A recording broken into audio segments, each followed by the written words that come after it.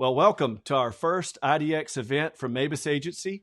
Very glad for you to be here. Very glad for you to join us, especially in these trying times. But it did wind up being strangely perfect to launch an event like this. My friend Sean Carson asked me, how long have we had this sign waiting on it? I wish that was uh, a testament to my preparedness, but it's actually a testament to one day we'll get around to launching an event like this. And no time like the present, with you guys working from home. I feel like, for me, this feels like a long weekend, about a 10-day weekend that I've had to come in and work on anyway. So hopefully you guys aren't feeling that as much as I am. I'm excited. I know I've said that already, and I'm probably going to say it more times throughout this event, to be able to go live, to be able to talk to you, to be able to share information. And as we're canceling or as conferences are being canceled around us, that we have this opportunity to share some knowledge, to share some information, just to let you in. I hope this goes well. I hope we have, a ton of participation. And if this goes well, I want to have another one of these. I've talked to some of our partners that have helped us promote this. I would love to have Dave DeFazio from Strategy Core. I would love to have Ben from Social Assurance, Natalie Bartholomew. You guys join me remotely. The app we're using does have a Skype tie-in, so that would be a fantastic thing for us to come together. So let us know if you would like to see that. By the way, hey Natalie, she just commented. If you're watching this, I guess you can see it. So let's jump into a conference. We can sit here and talk about the intro all day long. I'm going to talk about COVID-19 and our preparedness towards the end of the event. Anyway, we have a whole special section. I want to talk to you, and I guess before we get started, just sort of pointing out something that thematically emerged as we were putting this thing together. Thanks to my team, the Mabus Agency team has been wonderful serving our clients and then working overnight to get this stuff done. This has been an absolute labor of love to bring this to you guys. So thank you to the small crew that's here with me helping run it. Kevin Tate, who had a 20-year career working in video production, live broadcast. It wasn't. I can't imagine a better person to help me run this. So very thankful to him, braving whatever's out there to be here with me. But there is going to be a theme in this. We're going to talk about individual technique and how to improve what you do as a bank marketer. But we're going to talk much more about something that I think is even more basic, and that is simply planning. So we don't have this stress. When the world changed under us a few weeks ago and we found out that COVID-19 was going to show up, and put us into some issues that we could not have predicted. I think the biggest thing that we felt around that panic, not just for our own safety and the safety of our loved ones, is, am I prepared for this? And the short answer is, I would bet most of us weren't. I mean, we did not foresee this coming with the best disaster preparedness PR plan, the best advertising plan. It's really tough to be able to see the unforeseen coming. So this is going to be about planning. A lot of this is going to be about planning and prep and what to do. So all things are aligned. So when the world changes, whether it's big changes like we're seeing now, or maybe even small changes, we can operate with confidence and surety, and hopefully not panic and freak out. So let's jump in. Let's talk about the first session we're going to jump into is improving your messaging from top to bottom. What we're about to go through here is going. We've combined several of our blogs and added some new content, and I'm going to give you some new insights as we go through this. But really about improving your messaging top to bottom and techniques that we use. Look, we're not going to set out to be Ernest Hemingway here. We don't have to be one of the greatest writers in the world, but there's some mistakes that I see all of us make. I make them too, because we're all in the same industry. We're all in this together. But we don't have to aim for Mr. Hemingway's status here, or whomever your favorite writer may be. I put him up there because you'll see sort of this is a hint to the future of one of the slides that we'll cover in a minute. But we'll go forward with this and talk about the main thing that you can do is look inward first. As we're looking to improve our writing, spelling, subject verb agreement, those things can be terrifying. And as we're looking at preparation and reducing our stress, one of those stressors is what I'm writing even correct. So this is Grammarly. It's a system that we use throughout all of Mabus Agency, hopefully religiously. If you see what they're doing here, that it actively corrects or suggests correction, not just in spell check. This is spell check on crack and steroids. It is a super powered app. I use it. It makes me mad because it gives me reports. It says my vocabulary is only better than 86 or 87% of average Americans. And I really thought I was operating into the 90th or 99th percentile. I'm not going to say you should aim for that because we still have to keep our copy and content approachable, but I definitely recommend Grammarly. And no, we're not sponsored by them, but if they want to help us pay for doing more live events and somebody from Grammarly is out there, we're connected to them, I will absolutely accept in-kind or sponsorship dollars. So let somebody know if you know somebody at Grammarly. So beyond that, let's get into the actual technique. What can we do to improve how we write, not just the correctness of it?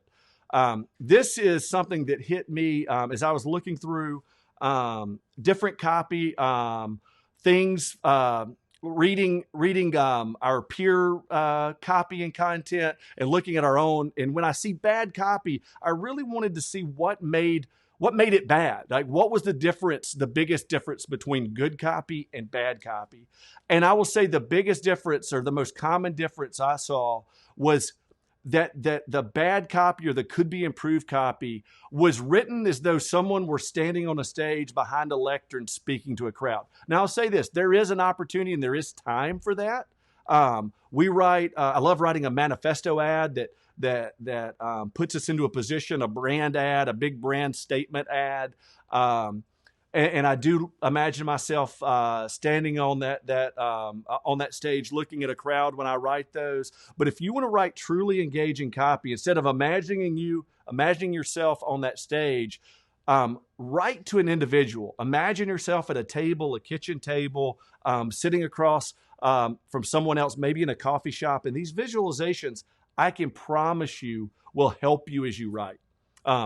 But if you find yourself writing to this big, massive, faceless group, it can be, you find yourself using impersonal language. You find yourself speaking to an amorphous glob of people, not to an individual. And when you think about that individual, think about your target audience. Think about, if you're talking about wealth and you're writing a wealth piece, think about that wealth client. And if you don't know what that wealth client looks like, talk to your lines of business. Interview those heads of those lines of business. Find out who that client is. When you're thinking about retail, there's a lot of applications for retail, just the DDA checking account. But think about some individuals that walk through the bank, that walk up to teller row, and visualize those in your head. So stop talking to a crowd and stop looking to speak to an individual. Imagine that individual on the other side of that. So that's our big macro. If you do that, that's going to help improve. Again, somewhere between where we are now and going to Hemingway. Now I've got 7 style tips. And again, this is as I drill down into looking at what makes good versus bad copy, these 7 style tips will help you. There's a few controversial ones in here, but I think you'll follow along with most of them. First is use a positive and action-oriented tone. Avoid negative headlines, subheads, and leads. Leads, the beginning part for those. I'm a old journalist. It's where I started. So the lead is just that first big major thought we run into. And then take all efforts to avoid negativity in the body copy. Now, what am I talking about here? This is words that seem innocuous, or phrases that seem innocuous, from like stop by our branch. Stop by is a negative term. Visit our branch. A lot of bank ads, the headline and the opening lines contrast someone with another bank. You wouldn't put up with this somewhere else, or banking shouldn't be hard. don't start out with a negative. Think about how you can look at your brand position and turn that to a positive. Instead of contrasting yourself against a bad experience, talk about how great your experience is, but then beware those passive negative moments with things like stop by or don't. Try to get positive headlines in, and you'll see incrementally your copy will improve. And this content that I'm talking about, I'll stop for a second and reframe this. We're talking about blog posts, ads, that's print ads, radio ads, TV scripts, all the content that you're creating this presentation applies to. And I just broke my rule here. I ended my sentence in a preposition. Boo on me. Do not end your sentences with prepositions. This is a little controversial. This is an old school sort of lesson. But the thing is a lot of our bank clients are kind of old school people. We do tend to market to an older demographic. It's just something, why would you end it with a preposition if you don't have to? There is danger in seeming a little erudite or erudite. I don't know how to pronounce that word. I've only read it. Maybe somebody can help me. Anyway, there's no reason to seem highfalutin if you're from the South and know what that means. But there is always a word, a way to rewrite a sentence so you don't have to say of or at, to or from at the end of a sentence. And I would urge you guys to rewrite just to make sure. Probably the most negatively I've ever been talked to by somebody over not really doing anything wrong was ending sentences in prepositions. I was spoken to like, it's happened several times, like I did not receive any education. We do it in our conversation, and it's tough, again, to go in with a conversational tone, but you can do it, I promise. Just watch out for those. Again, another thing, we don't have to be at 100% on all these. These are tips. So as long as you're looking at these and doing as many of these as you can, I think you'll wind up in a better place. This is an easy miss. Hyperlink whenever possible.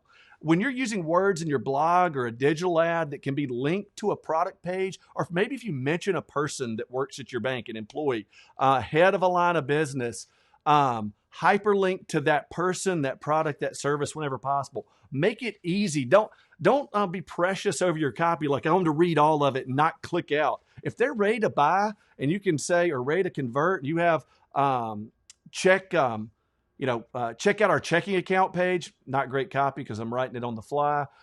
Link that. Let them go out to it. They don't have to read the rest of the ad. If they're ready to click on it, give them that opportunity early on. Stop using overly inclusive words. And this is as relevant now as I can imagine it being. I want to tell you something. Not everybody in the world is scared right now. Very rarely do we all share as a group of people any single thought process or motivation. So everyone loves a deal. Do they? If everyone loved a deal, then we'd have 100% conversion when we put out a great deposit rate or we see a sale. That just doesn't happen statistically. Right now in the middle of this crisis, as I said earlier, everyone isn't scared. We have total deniers that there's nothing going on. It's a big conspiracy, to people who are, paralyzed with fear. But there is not one, while there may be a majority feeling at any given time, there is hardly ever any time that we would say everyone, all, or everybody. And again, back to that earlier tip about writing to an individual, rarely do we ever identify as part of a larger group. But even rarer than that do we identify as just global human. I am of all the humans there are, I am one of them. So these words don't help you. They actually make people tune out. Use fewer articles and pronouns. This is a difficult rule because you're going to have to use some articles and pronouns. What this creates, and I'm not going to jump into an English lesson, is unclear antecedents. That thing which we must do that we referenced earlier in a paragraph. Maybe there's an English teacher that wants to jump in on the comments and give that a little bit more in-depth view. But basically what it does is when you use pronouns and these articles like this, it just reduces the clarity. Be as specific anytime you can as you can be. Again, my tip here is look back through a piece and we have a commerce is still happening. We have a FedEx delivery happening live right now. So it's cool. Hey, it's awesome. use fewer articles. When you write a piece, go back through and scrub it. Do a search for things and stuff, and try to give it more specific language wherever you can. We did have a bet going, I will give you an aside, of what is going to mess this thing up. We've gone from everything from just the fire alarm sprinkler system going off. So FedEx delivering some cool stuff that I'll enjoy later is the best way to be interrupted. Use shorter sentences. So those of you who know about literature will know that this was the thing I was getting at with Hemingway earlier. William Faulkner's from our hometown, or real near it, and he wrote these big, long, I think the biggest was like a 2 or 3 page sentence, this big meandering affair. One of the things to keep in mind is when folks can tune out, they will tune out. Where there's a chance for confusion, there will be confusion. So just what my example is here, find ways to divide thoughts and avoid meandering sentences, can be rewritten as I show you below in a much better way. So try to use those shorter, punchier sentences. Get to the point as soon as you can. And stop using absolutes. I don't really have to say anything else here. One, that's a compliance issue, but 2, stop. So I'll stop and move on. One of the things that we've been able to come up with, again, in dissecting other, in writing, not just as each individual piece, but the way content is organized together, the way that it relates to itself. So different pages of websites, what happens on a home page versus a deeper page. And this will take that short sentences thing to a little bit deeper level as we talk about, because not only do you look at pieces hierarchically from the top to bottom of an ad or a blog, but how these different pieces link together. As I was exploring how those, how copy and content in an individual piece, the beginning relates to the end, or one page relates to another. This is where this theory came from. Our theory, or I'm calling it a law now. I haven't proven it. I haven't followed the scientific method, but this law of inverse content. We express this with 2 triangles that we'll jump into. But first, I want to use an analogy. This is a scene that I guess isn't happening a whole lot, although the supermarket does look to be pretty empty around this couple. They're maybe far enough apart, but this is a single couple who may be interested in one another. Just put yourself in this situation if you can for a second. This couple sees one another. Each other meets a set of physical criteria if that's relevant. This guy likes blonde women. She likes kind of salt and pepper guys with nice smiles. And they see each other across the produce aisle over there, and neither one of them are interested in these Rome apples or whatever is there, Fuji apples, but they kind of make their way over there so they can make a connection with one another. I promise this will make sense to banking in a second. And they begin to strike up a conversation, and the first thing this guy says is, "Hey, want to get married?" No, she's going to wheel her 2 baguettes, and she's got a lot of produce. She's a very healthy person. She's going to wheel that shopping cart away from him as soon as possible because he jumped too far into the process. You're supposed to have some small talk first, some get to know you before you jump in and ask for deep commitment.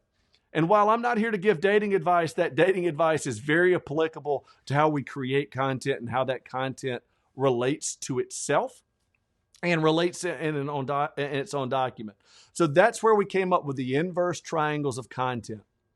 The left triangle is our audience. At the top of this sort of funnel, our audience is the biggest it will ever be. And on the other side is our level of content.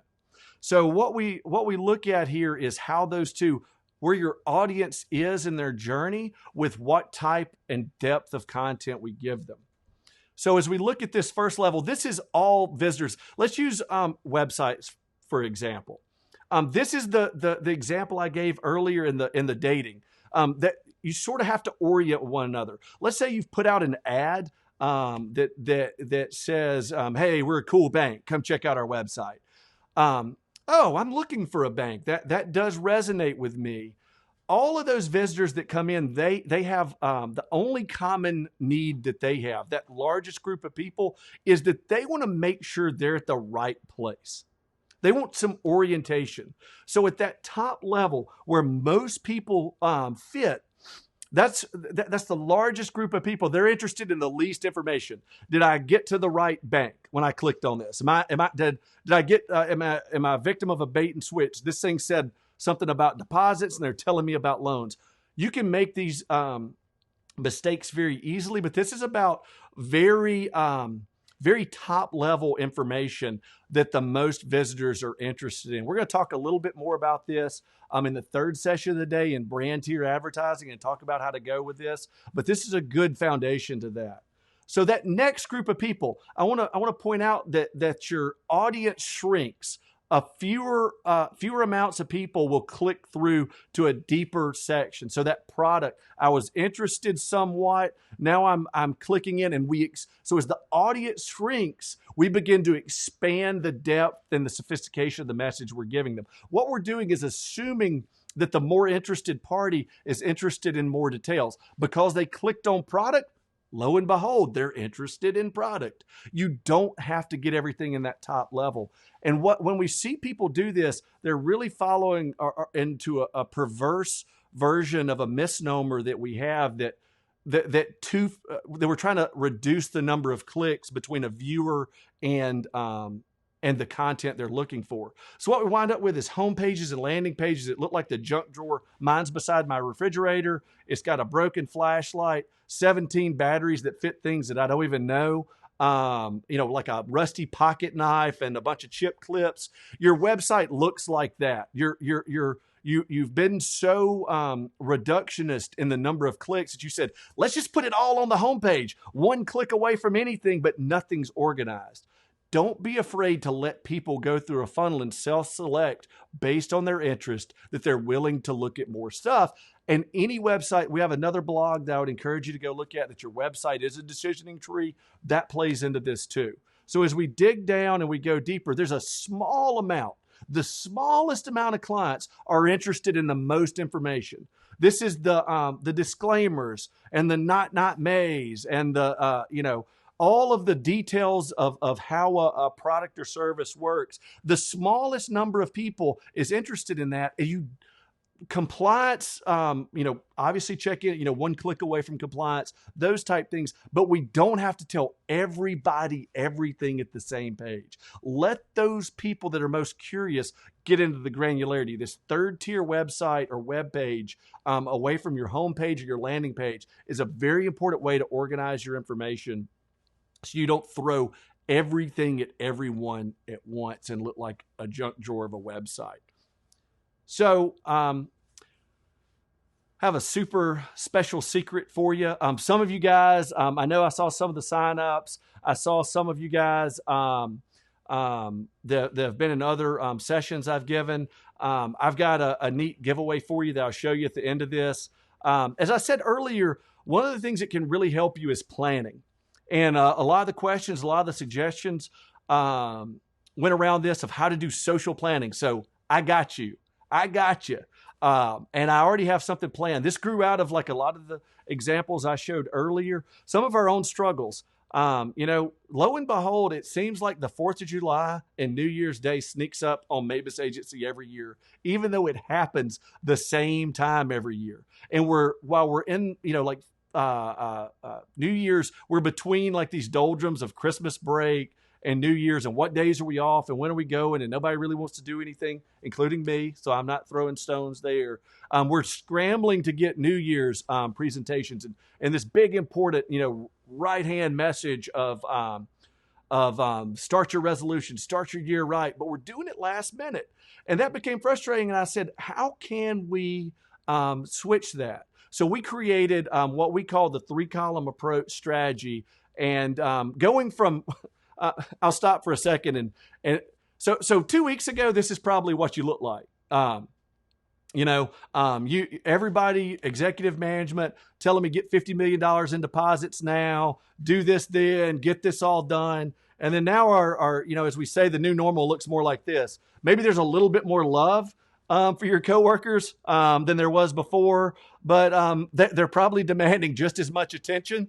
We're teachers now where we didn't necessarily plan to be teachers a few weeks ago, but it will not be long till we get back into this scenario and our coworkers are coming back to us and demanding stuff out of us. So to reduce that stress, again, to continue to do that, looking at how we plan. So we created this 3-column approach that I'm showing you here. The 3 columns, very quickly, this overlook, our overview of this is tells us a few things. And I'll go through this individual. I actually fill it out with you to show you how to do this. And again, this is going to be available for you for every month of the year. We've already filled out a portion of it. And it's an awesome, awesome gift that I want to share with you and make your life a little bit easier. So the top part is all about planning. If we have a monthly topic for this month, January is National Mentoring Month, which is really cool. When are we going to plan next month? Because we want to plan in advance. What time is that meeting? Keeping this information in front of you. We built this out where it would fit in a 3-ring binder so you can create these year to year and be able to go back and reference them. But real quick, the world, the first column here of the world has already made a third of our content. And sometimes that's all we use. New Year's Day, as I said, the middle of January is National Cut Your Energy Costs Day. Incredibly important day, of Martin Luther King Jr. Day. This is one of, we love honoring this day, and it's one of the ones that we harp on our staff about being prepared for this day. Dr. King deserves more honor than running stuff out last minute the day before this event. So it's something we concentrate on. And Chinese New Year is a very important inclusive holiday to bring in each month. And again, we have filled this out for you for all of 2020. I won't say we have filled it all out for you. We have put dates in that you should look at. So a third of your content when you download this document is already planned for you. But this is not news to you, right? Because this is sort of what you're doing now, but you're doing it last minute. All I have to say is New Year's, these things happen. They're on a schedule. Even Thanksgiving, it happens, I think, the 3rd Thursday. I don't know. Figure it out, but you don't have to do it in November. Do that. Figure that out much earlier. Go in and get your arts and crafts projects with the handprint turkeys ready in October. Nothing's stopping you from that, and have it ready, because that's going to give you far-reaching benefits as we look at what this 3rd tier is in a second. So the bank, the second tier, these are your events. That shred-a-thon, that again, you had to put on the calendar. You had to get staff ready for it. You know it's coming. It's your Habitat for Humanity Build Day. It's tax prep seminar, in January, so people can get ready between then and April. You're getting your staff ready. You're lining up your resources right now for that. So all of these events, they aren't just a spot on the calendar. You need to promote them in advance. Shred-a-thon is a terrible event if you don't let people know that truck's going to show up in your parking lot and they're going to be able to bring their documentation. So you have to set that on the calendar, set your promotion schedule. Then you have to know what's going on the day of the event. The same with all of these. So don't just treat things like Halloween and Thanksgiving. There's a blog post that backs this up, where every year around some of these events, we see you guys just kind of posting the same things. And lo and behold, we go to iStock, we go look at our other stock resources, and we see that y'all just got it from the first page. Hopefully you put a logo on it, but I cannot tell you how much homogenous content we see around the world stuff. But just as you plan that, don't let these events sneak up on you. The only way you can get a hold of these is to get a hold of them. And I know that's just a dumb semantic statement, but put it on your calendar, concentrate on them, make your plan, and execute it. So all of this sets you up for this last portion, the day of the event. So we didn't fill this out for you because this is the news as it happens now. It's, in December, it's Sally the teller wore a really cool sweater or a really ugly one, or whatever happens, and somebody brought in treats. It's the stuff you can't plan for. When you get 2/3 of your calendar done, that's when you can cover the news as it happens now. So what we're really trying to do out of this exercise is fill up 2/3 of our calendar so we can be ready the day of the event. And that is also, we should transfer over Shredathon. What are we going to do the day of the event? What are our resources? Do we have our photographer there? Am I there? What am I messaging? You can go write some of those messages where you put them in a scheduling system. Like earlier, I mentioned Social Assurance. It's a fantastic platform to go ahead and have those messages run through compliance and have those queued up and ready to go. Or someone else or some other platform, you can have a lot of that stuff ready to go. We are not a live news agency. We're banks, and we have other things to do. So getting as much of it pre-planned and preload as possible is going to make your life a lot easier. Another part of that package, we give you a calendar to transfer those events to. When you print these out and put them together, you will 3-hole punch them in opposite ways, so you'll be able to see the 3-column look right next to your calendar. So you'll be able to see both of these at the same time.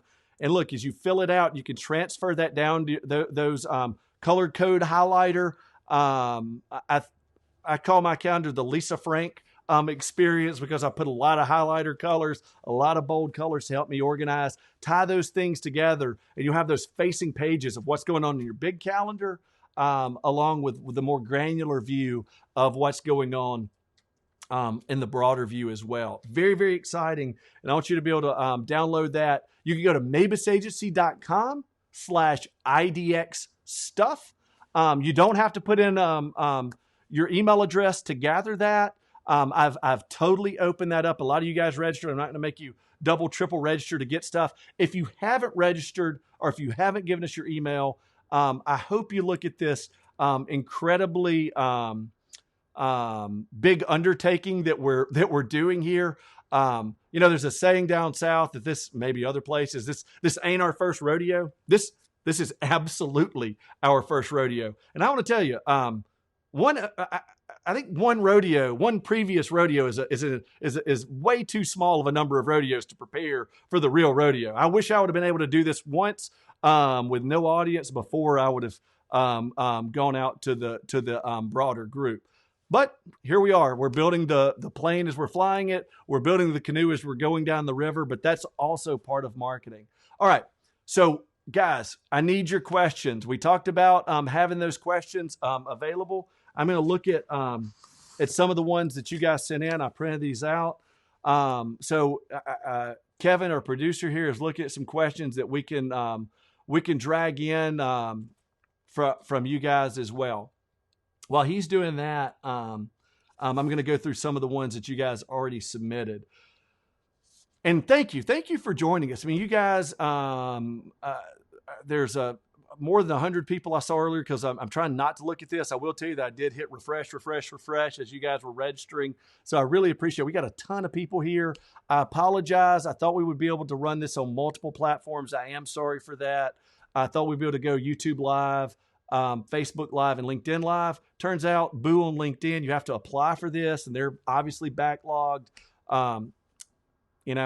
Sorry, we couldn't figure it out. YouTube was taxing some of our resources, and really we couldn't get all of our comments in, so we funneled it into one place. We'll perfect that as we go and see what all we can do. So one of our questions is how to prioritize excellent customer service during this time of social distancing. One of the things I want to point out about this time is social distancing doesn't create, not being able to shake someone's hand doesn't create an inability to provide customer service. We don't have to hug people and shake their hands. I'm a hugger. I'm a handshaker. I'm the guy that will shake your hand at the end of a meeting and then walk out to the car with you awkwardly, then shake your hand again or whatever. I love the physical contact, the personalization of the world, and there will be a new normal after this, I'm sure. But it's not necessary.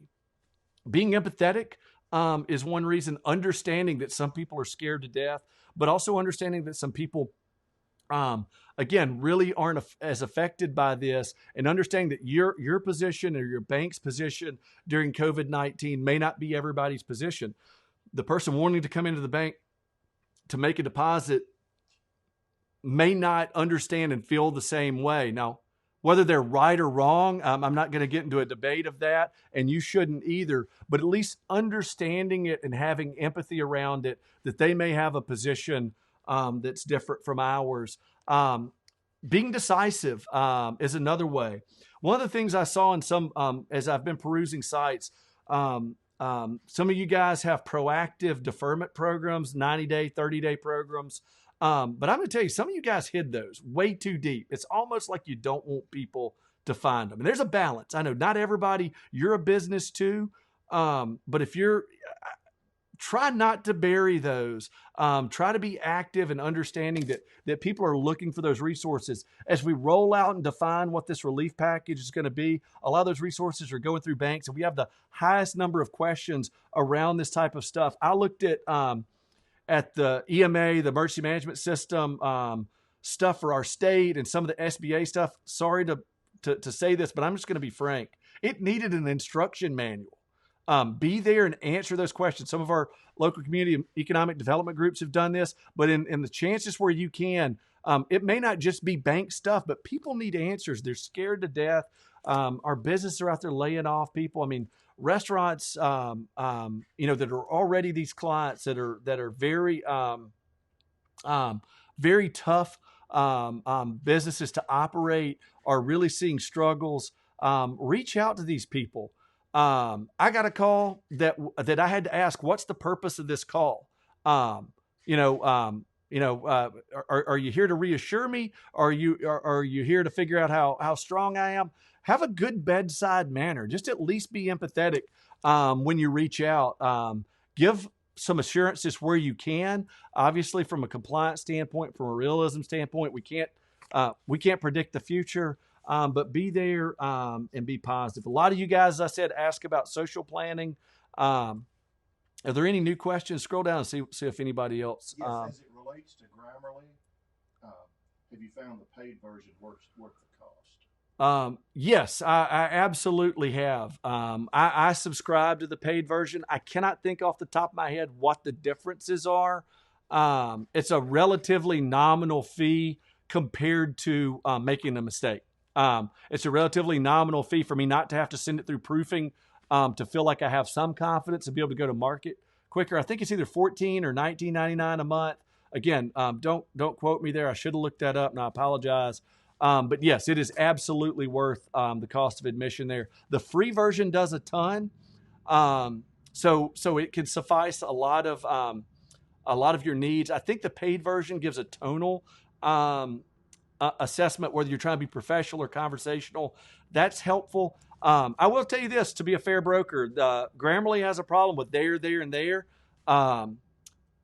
You just have to watch out for it. It is not to,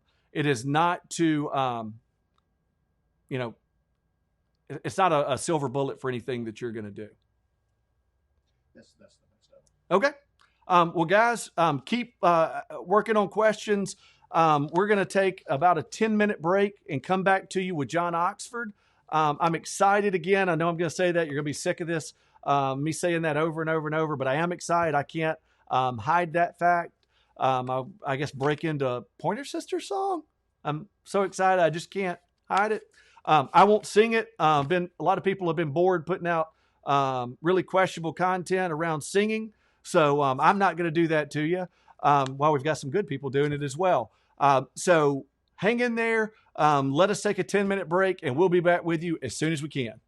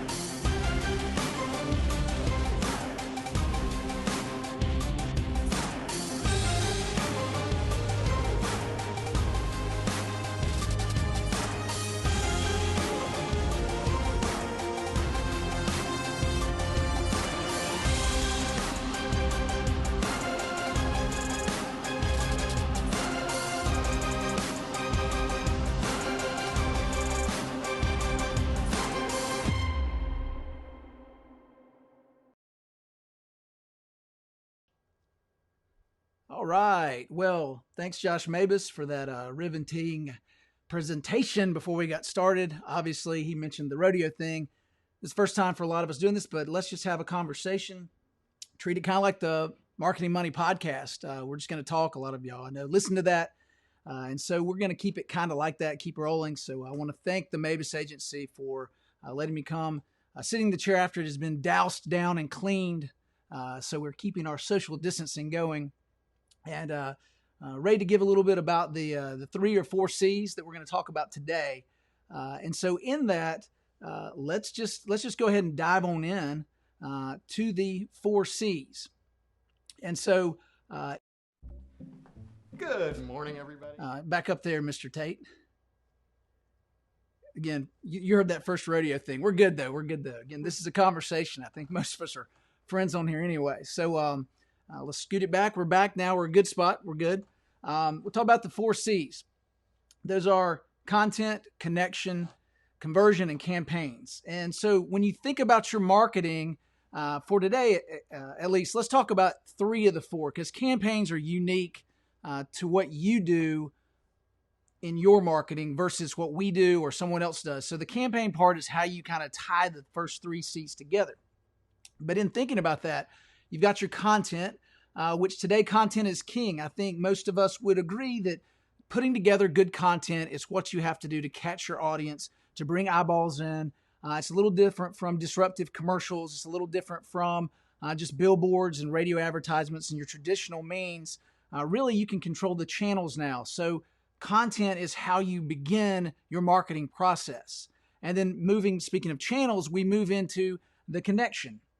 And that's how you get the audience to absorb your content and then look at the views and the likes and the conversations around it, connects, however you want to say, whatever metric you want to use depending on the platform you're on. And then we move into conversion.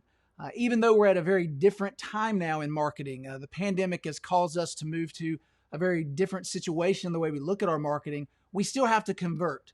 We're a publicly traded company, so we still have to make a profit the same way even non-publicly traded companies do, because we're in business to stay in business and to keep people employed, including our clients.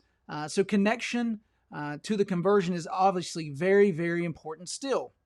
Even if you remove your marketing hat and put on more of a PR hat for this time, I think we've got to think about the conversion at the end of the day, because otherwise, why are you doing all this stuff? And the new conversion may be keeping your current clients. It literally may be holding on to what you have until we get to the other side of the unknown. So take conversion as what can you do to improve your service? What can you do to keep your clients and grow as well at the same time? So let's press on forward. So we're in a new environment. I think everyone recognizes that. This is not something that's new today. But how do we begin? And I think you need to step back and look at your marketing right now and say, let's pivot from product advertising per se and more progressive advertising to maybe looking at brand. Because we're all a commodity. I think most of us have hunkered down to drive-through only style banking for at least a little while, appointment in the branch if you need to do something or get into a safe deposit box. So you're looking at how can you shift your brand? How can you shift the way you discuss it? And so it may be that you want to shift your narrative to sales and service or to safety and stability versus whatever you were doing before. Although don't lose your brand narrative. I know that might sound hypocritical, but don't move your narrative of who you are. Don't lose who you are in the fog of this. But again, take a look at it and say, how can we put a message out that reinforces our positive traits to our clients, makes them recognize who we are, and keeps us going in the marketplace? And so look at your brand and say, how does our brand narrative shift now to what we're doing? And then look at, is it brand or is it product? I think you have to say product might be not situationally correct right now. I'm a big product guy. I love advertising product, but I think in this environment, your product advertising may be mobile check deposit, or it may be the benefits of the services you have that keep people in your bank and grow your share of wallet. Whether some of those are lost leaders, your Zells, your transfers, and items that are digital that might not be super profitable that you bought to keep people at the table with table stakes style digital. But you got to look at, is that what you're advertising now? And then brand, keep your message going. Keep your brand message going because you have to have that narrative going. And then look at your tactics. Review your tactics, how you're placing them. Do you have an auto drip still going about some type of campaign that might not be relative now, that might look tone deaf? So check out your campaigns. Review your social media headers. Review your headers on your website, your web page.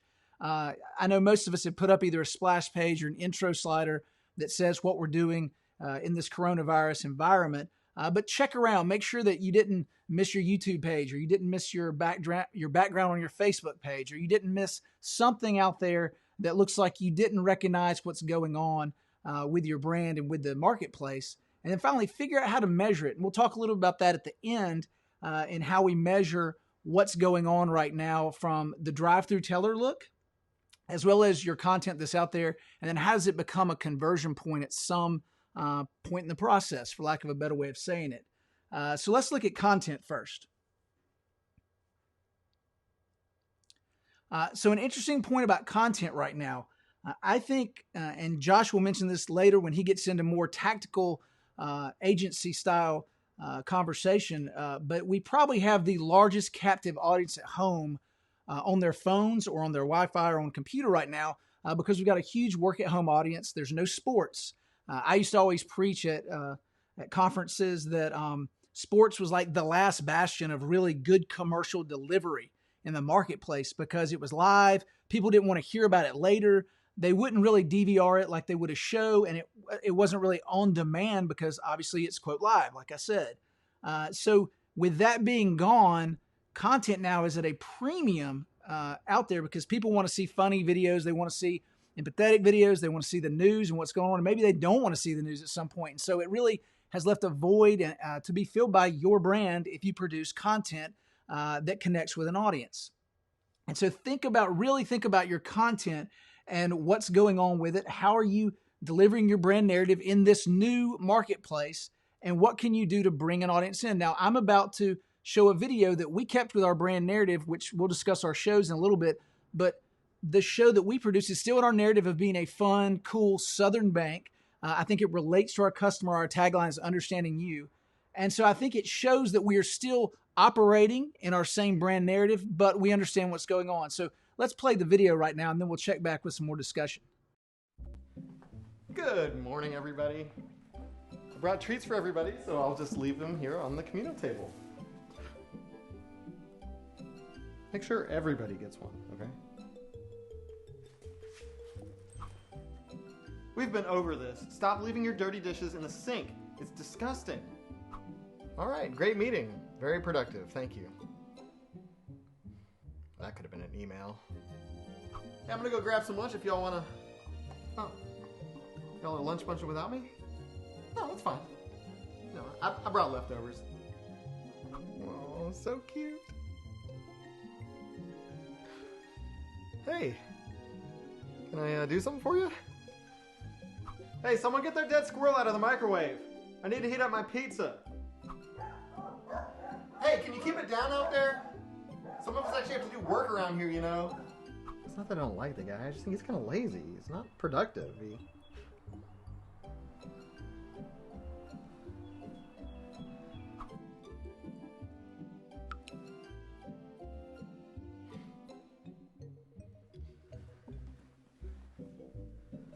Hey buddy, I hate to do this, but if we can keep the work chat work-related, that would be great. That was funny though. Alright, I'm taking off. See y'all tomorrow. Good work today.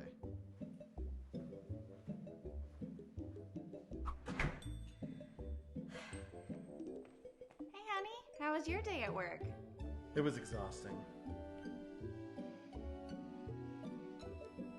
Renaissance Bank, the bank that understands you. Learn more at renaissancebank.com. All right. So as you saw in that short clip, we kept with our brand narrative of some of our shows, what we're doing. And again, I don't believe it was tone deaf. You can argue it because everyone has the right to opinion, but I thought it kept on what kind of many in the workplace, many of our clients, some of our bankers are experiencing. They're having to work from home in kind of a tongue-in-cheek manner that shows that our brand understands what's going on, but we're trying to be lighthearted and deliver that. And so how can your brand do this too? You have your own unique set, your own unique client base, your own unique audience. You may be a more serious bank. You may have different regionalisms at play. You might be out west or somewhere else that can play off a different regionalism aspect to your brand. So again, we're not going to lose our brand narrative in this. We're not going to lose who we are during this time period. And I would coach you, or in this conversation, say you shouldn't either. Don't just jump to being this crisis bank and going crazy and losing the sight of, you still need to be marketing. You still need to be running campaigns. Don't keep your powder dry right now. Just shift how you're spending it and how you're doing it. Again, it might be more PR related versus being more product marketing. It might be more brand versus more drip automation. It depends on what you want to look at. I know a lot of banks might put projects on hold right now, and that's fine. Take care of your customers, take care of your employees, and be safe. But we still need to be in the marketplace and telling stories of how we got through this, how we helped our customers, and how we did this to survive during the situation. So next up, let's move to a quote here on the screen. And I think this is very applicable to today's marketing, not just for coronavirus and pandemic issues, but really for where you should be as a bank or as any company in today's marketplace. And David Beebe is the former head of marketing or marketing chief and creative chief for Marriott. And first of all, I want to give a shout out to their CEO. I thought he did a great message to the audience about what was going on with their business. So look that up if you want to see leadership delivered very empathetically, very honestly. But Beebe set up like a marketing studio, created like a television station style studio, content studio for the company, and really took off. I think he won multiple awards for it. But the point is, he had a great quote that I've pulled from his presentations. And the words can be different from what he exactly said, but it's basically, don't be the commercial, be the show.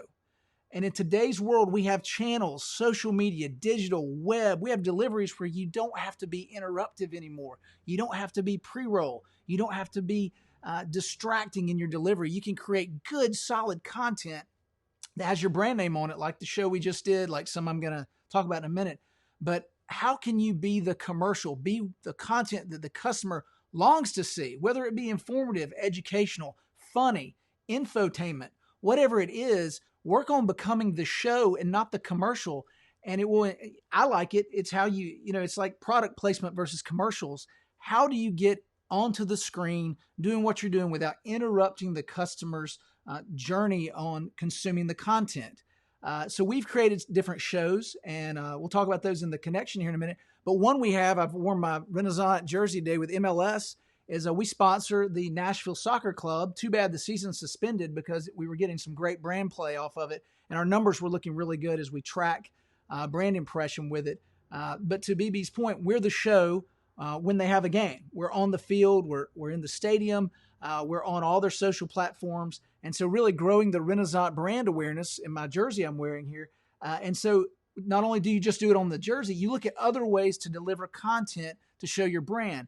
And so I'm going to show like a triple dip partnership here with MLS, Kirk Herbstreit, Renaissance, and the Soccer Club on how we have a show we're producing Hard Knock style that's getting multiple views on many social platforms, and then we break it up into other ways to deliver it. So let's watch a quick video. Nashville, Tennessee. When you talk to people from this town, they'll tell you we've grown accustomed to being misunderstood, overlooked, underestimated. Fact, we kind of like it. To the commentators on the two coasts, we're just country music and hot chicken, the rhinestone-studded buckle of the Bible Belt. And for all the tourists and transplants who want to call us the It City, that's fine, but we've always been more heart than hype. For us, it's about character and craft and community. It's that gutty, us-against-the-world team spirit that's made Nashville one of America's best sports cities. Laugh if you like. We've heard it all before. Small market town, fair weather fans. What do a bunch of Southerners know about hockey? Misunderstood, overlooked, underestimated. Ignore us all you want, but never bet against us. In our short sports history, we've had magical seasons. Miracle moments. And in 2017, a major league maneuver that would introduce an entirely different kind of football to the Music City. This is a story of how Nashville shocked the world of soccer by storming the national stage and winning an MLS expansion team. It's the story of the nation's hottest city,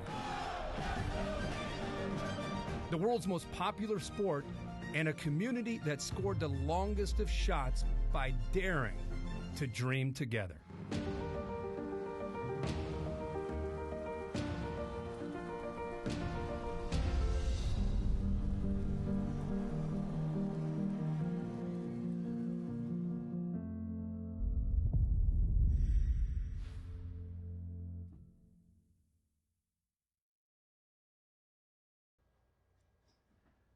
I really, really, really miss sports right now. That just, I don't know, that got me going. I thought, where are the sports when we need it? I went to the opening game. It was amazing.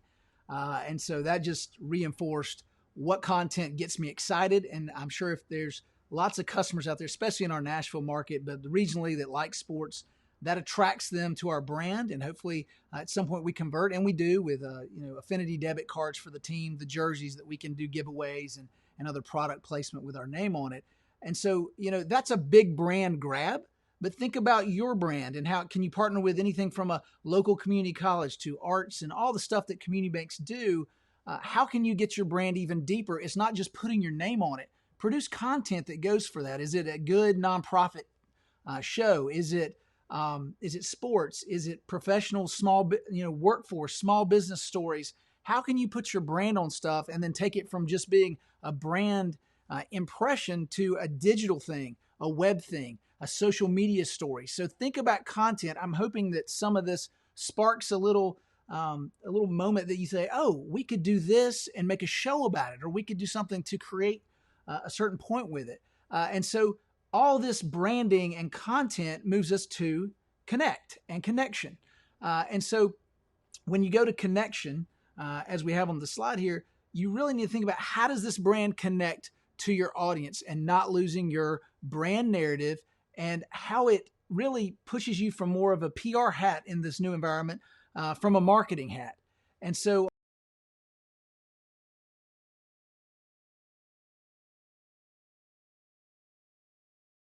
talk about the connection. So when you move to connection, look at what some of the big brands are doing in this, because they really set the narrative for this. It's kind of like the Super Bowl. When the Super Bowl comes out at the beginning of the year, I think it really sets the tone for where advertising is going as far as content narrative. And if you haven't noticed, I like the word narrative a lot today, so whatever. But anyway, to the point of that, a few years ago, Super Bowl was very political, and everyone was talking about from border to acceptance to whatever. It was very political. This year, it moved to being kind of funny and popish again, and putting a lot of stars in it and pop music. So the narrative always moves, and it seems like there's been kind of a shift over the past 15 to 12 days in big brand narrative. You can notice the one on the bottom, the white billboard is Nike. I didn't even have to put the Nike logo on it. I dropped it on purpose because I wanted you to see it and it's Nike. But they've changed their message to be, if you've ever dreamt of playing for millions around the world, now's your chance. What a cool saying. So Nike's shifted their narrative. Budweiser at the top, or as we want to call it, Anheuser-Busch, their holding company of InBev, I believe. They're producing hand sanitizer. Well, yeah, they're going to take advantage of their message and what they're doing.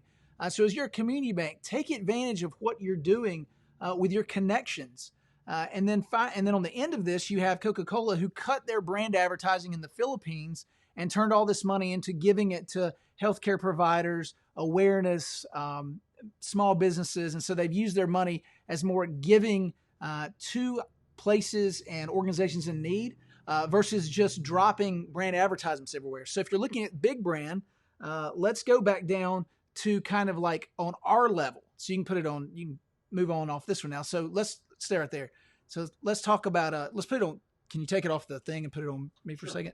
Yeah. So to this point, let's talk about what you can do to connect with your audience. Because I showed the three big brands there of Nike, Coca-Cola, and Anheuser-Busch. Think about this for a second. So you're trying to connect with an audience. I know everyone's talked about buying, or everyone, Josh just said don't use absolutes. Let's say many have spoken about buying gift cards from restaurants because they're really struggling right now. Go get those gift cards, but then do something further than that. Take the gift card and give it to a healthcare provider and ask them to say something nice about you. Get a picture of it. Have them go do it some type of promo for you on Facebook, saying thank you, or a picture saying thank you. So then you kind of hit different avenues. Look at your restaurant clients. Go help them. Give it to healthcare providers. Help them, or give it to teachers or somebody that you can help with these food gift cards. So you don't have to actually use them. You just kind of spread the love out by doing that, and then tell that story. Don't be afraid to not tell that story. Some other ideas: sponsor a chef show on Facebook Live. If the chef of a restaurant in your town can't work because they can't do drive-through or have some type of different setup, mom's at home, dad's at home at night, there's nothing really going on with sports, they're looking for content, have them do a show about cooking and just sponsor it and just put it up for them. Or music's big right now. I know that Verizon, another big brand, is doing a Dave Matthews concert tonight, I believe at 8:30. Live, he's going to play shows. Elton John, Alicia Keys are doing something this weekend with iHeartRadio. So you're seeing very big brands adopting content strategy that doesn't involve a lot of people, but involves a lot of eyeballs. And it also becomes somewhat of a telethon because they can raise money from it. And I think most of them are also going to promote during their show that they're donating a huge amount of money to different causes for this artist performing. Why can't we do that at the local level? Why can't you find the local band? Why can't you find the local storyteller? Why can't you find the local lesson plan, financial literacy? Set up a Facebook message that says our bank's going to go live at 3 o'clock on Friday, or do it in the morning to 10 o'clock on Friday for all you parents that are homeschooling now. We're going to do a financial literacy lesson. Work on it for a couple of days so it's well done and thought out, and deliver that content so you can connect with your audience, because we're talking about connection here. Connect with your audience. So figure out a way that you can really go in and reconnect with today's brand narrative where you are, but to an audience, and deliver value. It's got to give some value, whether it be comedy. Laughing is a value right now we all really need. So it can be funny. But is it putting a restaurant on a Facebook Live show that they can do with social distancing and safely? Is it providing, meal cards? Is it providing, gift cards? Is it providing something for healthcare? And then do not be afraid to promote that. I think it shows that you're being proactive. It shows that you're a community-minded organization. It shows what you're doing well, and to be well and do well by your community. So do not be afraid to promote that. So in promoting that, in building your content out, however you want to do it for your brand, that moves us to conversion. And so let's talk for a second about conversion. When it comes time to convert, it's probably the hardest thing we have to do. And it's the thing that every CEO, CFO, COO ask of your marketing heads is, how do you convert all this great content? If you have a bunch of videos, if you have a bunch of views, you can leave it there. How do you move to converting this content? And so in that, I'm going to look at our 2019 results, because obviously we haven't gotten into 2020, and they're going to be very skewed. They may even be higher at this point because you've got a more captive audience at home. We don't know yet on an annualized basis. But in looking at this 2019, we had 100 million views of Renaissance content over different social channels that we put together. And most of ours are Facebook, YouTube. I count YouTube as Facebook. Some of it's the same content, but it's multiple views. Twitter, LinkedIn, and a little bit of Instagram. Those are the main ones we focus on. Pick one if you haven't started. I know some of you have. If you can hear in the background, there's the Tupelo train that any of you Marketing Money podcast fans hear us laugh about all the time. Is this amazing train that comes by right in the middle of everything we do. So welcome to Tupelo, Mississippi if you've never been here. That's actually a good sound, because that means there's some type of commerce being moved from one area to the next. So I actually don't mind the train being in the background today with all we've got going on. But 2 million engagements on that content. Those are likes, post, repost, comments, and then 90 million brand impressions. That's, qualifying and moving across all mediums and how many times it was shared, looked at, and looking at all the different people that could have viewed it, did view it, saw it as an impression on these different mediums. And so, okay, John, you're giving us all this data. You're trying to brag. Yeah, I am, but whatever. I wanted to also look at these shows real quick. So leave this up for a second, Kevin, if you don't mind. So Southern Thing is our show that was kind of like what you saw earlier. If you were on at the point about the stay-at-home skit about work from home, find your stories that are in your communities. Crafted is a small business show that we did. It was about guitar makers, architects, restaurants, t-shirt makers. You have these same businesses in every community. Promote them and show them, and don't make the mistake of having them talk about you. I think that's one mistake banks make, is they want them to talk so much about the bank. It's not about you. It's perceived with your logo in it. The audience knows you're doing it. It's pretty easy. It's like the soccer thing. We have our logo in the corner. They did have Nissan jerseys on because there was no content with Renaissance jerseys on except for the first game. And we're waiting to roll out those shows until MLS starts back up. And then building us with Tier and West. That's another interesting one. Every bank could do this. This was a young couple that had just purchased a home to redo and rebuild. And so they rebuilt a home, and we videoed 12 episodes of them building this home, and they would go live and talk about it. They would do like little media clips. There's a ton of content around it. And they have 4 children, and it was like a 600 square foot house. They moved into, like a 2,000 square foot house, and they redid the entire house, had friends over, built it, went everything from, them going shopping to them building it. And it had when it would go up, it would have about 25,000 views per show. And then qualitatively had a lot more. And at the very last show, I think they were live. She announced she was pregnant again. So there was there was this sort of drama, sort of story. People followed them. And they became kind of celebrities for us in redoing their house. So that's something any of y'all can do with your mortgage offices, is show the rebuilding of a house and how you guys help them make their home ownership dream come true. So True Y'all is kind of like Southern thing. It's a play on things that go in the South. SEC Shorts is our sports broadcast, our sports show, where after a weekend, we kind of make fun of what happened in the SEC, because sports, and especially football in the South, is a religion. And so, again, these aren't to tell you what we're doing per se. I'm trying to spark, something with you guys to say, man, why haven't we done that in our community? I mean, I don't think you should go out and produce Tiger King right now. But to that point, do you have some unique stories in your community that make sense? Heartland is our nonprofit story. God, every community bank out there is banking nonprofits and have these heart-wrenching, good stories to tell that just make you almost cry. And so we have Heartland. We have episodes of where we've shown light on our nonprofits. Bootstrappers is an outdoor show. And so all of these build this audience that then we try to move into a conversion drip platform to convert. And so let's move on to the next slide so we can talk about this conversion. So look at the conversion slide on your screen right now. Let's don't forget, it all starts with retail platform support. And I can't tell you, again, qualitatively, when we have quarterly calls, how many of our associates tell us, hey, so-and-so came in and talked about this show. Man, that show's great. These people were talking about the show. They were talking about how this one was so funny on the football game this weekend. Or they talked about, hey, I really like how you're helping that nonprofit. Again, qualitative research from kind of your little internal echo chamber, hearing what people are saying internally to you, and then knowing that it's working because it's being talked of and giving you a brand versus just being another commodity. And then a lot of this, though, when you talk about online digital, moves to the online account opening process. And I'm going to say this as a side. If you do not have an online account opening process right now as a bank, I think most of us do. But if you don't, now is the time to try to engage in that for your customers, because in this environment, if you lock down your branches, and we don't know how long that most of us will be going into teller or drive-through only with a lobby appointment. I mean, a quick way to open that new account, especially if a stimulus package is going to put money into people that maybe don't have direct deposit, how can you angle yourself to maybe, be their new bank? Or maybe they want to put that money in a savings account if they're not needing the money immediately. So there's a lot of things to think about on the Convert platform with your digital and account opening, and then improved website. And I noticed at the end, you noticed at the end of the last slide, we had Renaissance Nation.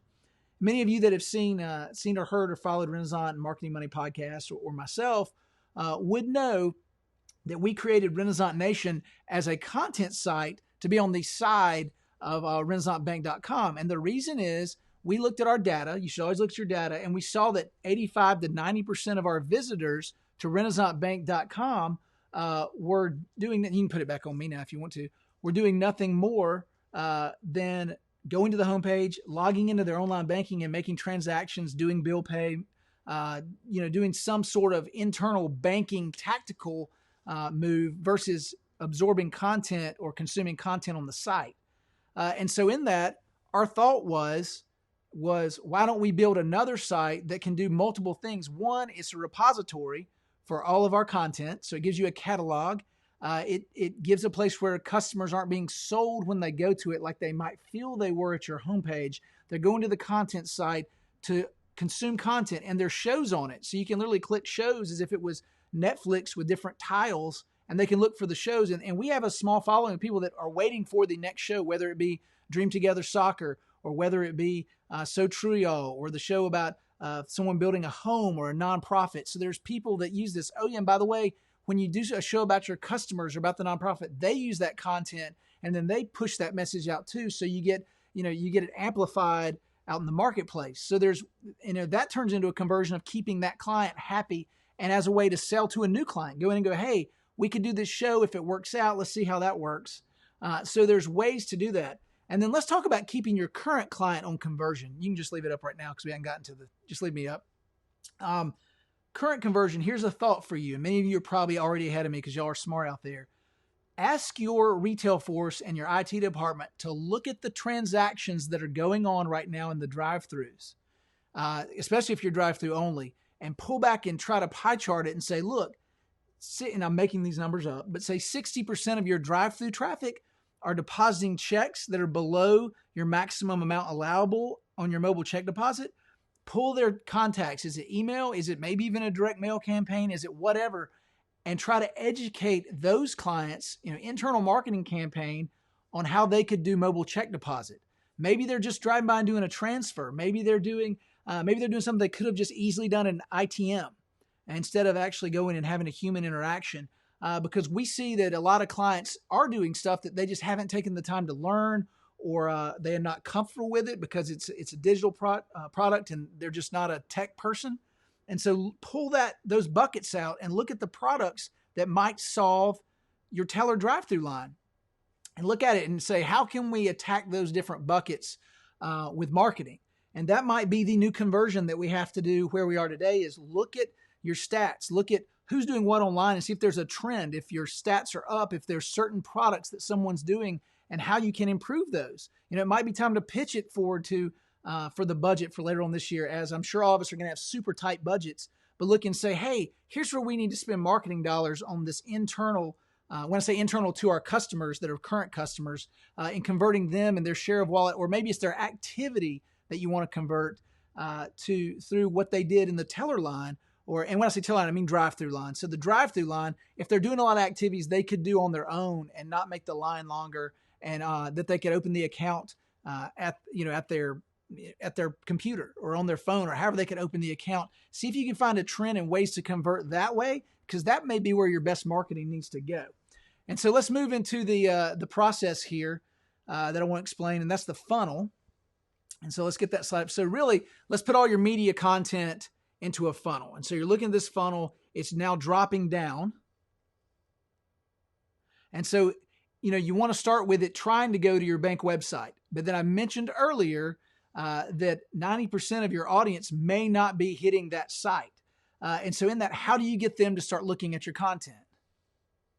And so you build a landing page. Our landing page, let's say this is Renaissance Nation. So we have a spinoff where people are going like, well, I'm not being sold, but I'm consuming content from this bank that's making me like them.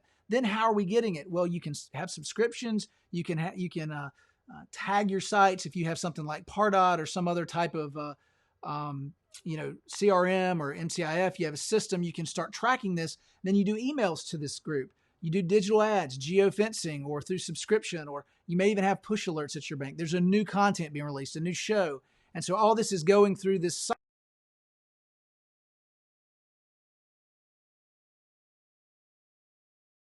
All of this is moving in the order you see your customers and your current customers. And so this is a kind of a nifty graphic for more or less, but see how it looks, see how this works with all these folks moving around. And so you want to drive them at the end of the day to your conversion platform, which is Renaissance Bank. But look at your setup. You still don't just leave your current customers out there or existing customers in share of wallet. They are moving in through digital ads. They are moving through email. They are moving to a landing page because they're going to like the content too, because they're already associated with your brand. And so you're moving all these customers around and trying to at least force them into a conversion platform. So I want you to, after this talk, go back and think about, do we need a content landing page? Do we need digital ads that push this, and how are we tracking it? So these are multiple ways that I think you can think through all this process. And so again, think of your drive-through teller line, how you can convert them. Think of your content, how you then convert it over. You know, we've seen you like our shows. Can we move you into being a customer? I'm saying that strategically you need to be better in your copywriting on that. And so that's basically the conversion platform that we've talked about. And please send questions now as we're going, because we're going to get to a question and answer part in this. And so with a few minutes left on this kind of prepared remark, I do want to take advantage of showing this book here, and you can put it on the screen, KT, if you want to, that I just recently released. It's weird. I've been working on it for a little while, and then I made a joke earlier about the no sports thing. I found a Saturday ago that I just had a lot more free time sitting there going, well, what am I going to watch? There's no golf on, there's no sports, there's no MLS soccer. And so I finally got it to the end of the finish line with publishing. Corey Childers, want to give him a shout out. One of Mabus Agency's employee helped design the cover. And so basically got this to publishing, got it uploaded to Amazon. And so anyway, I would be remiss if I didn't do a little bit of a Billy Mays here and say, check out this book, go get it. But anyway, it's on Amazon, $19.99. It did release as the top bestseller of last week in the financial services and industrial marketing category. So I appreciate y'all watching that bought it and that looked into it. A lot of what Josh talked about too in the copywriting, I lay it out real technically in here. David Beebe, I quote him in here. I get in a little bit about Gary Vaynerchuk and what he's doing with his content, how to deliver this content. And so, humor me and go to Amazon and buy it if you want.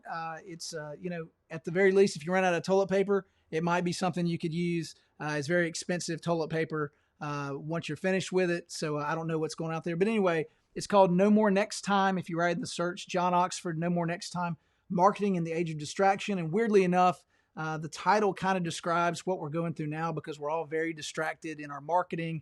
And, I don't think there is a next time if you miss your opportunity right now to kind of re-engage your audience, keep your current audience, and then grow your brand as we come to the other side of this. So with that being said, in a quick review, it's all about starting with your content. Then how does that content carry your brand narrative? Are you the cool bank? Are you safe and sound bank? Are you the fun bank? Are you the regional bank? Are you the community bank that does a lot of cool stuff in the community? And then after you produce that content and deliver it, you push it to connection. And then you track your connection, whether it be through social media, whatever metrics you want to use. And then you move that forward into your conversion. And that can be micro, what's going on in your drive-through lines, taking data and seeing how you can convert current clients to take actions to help your bank, or big picture, how you deliver that brand to create brand ambassadors, Nashville Soccer Club, et cetera, then convert them, affinity card, whatever it is to get them in the bank, track that, look for trends, and go back after those trends into your conversion. So that being said, I will say I'm very disappointed that all the conferences have been canceled for the next few months. I know I was going to visit ABA, LSU Banking School, a bunch of the others. Shout out to ABA. Go to ABA.com, American Bankers Association, if you need some valuable tools and resources.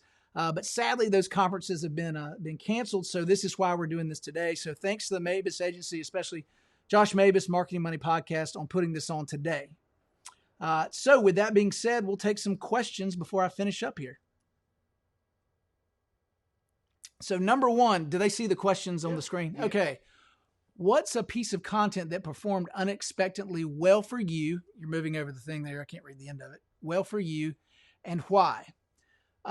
So I think for us, the So True Y'all did really well because it was and weirdly, we look at the demographics in it. And So True Y'all is the Southern stories that we do about regionalism, things like, little sayings that Southerners have and stuff. And so I thought at first, I didn't know what it would really do. And it has a 60 to 65% female audience.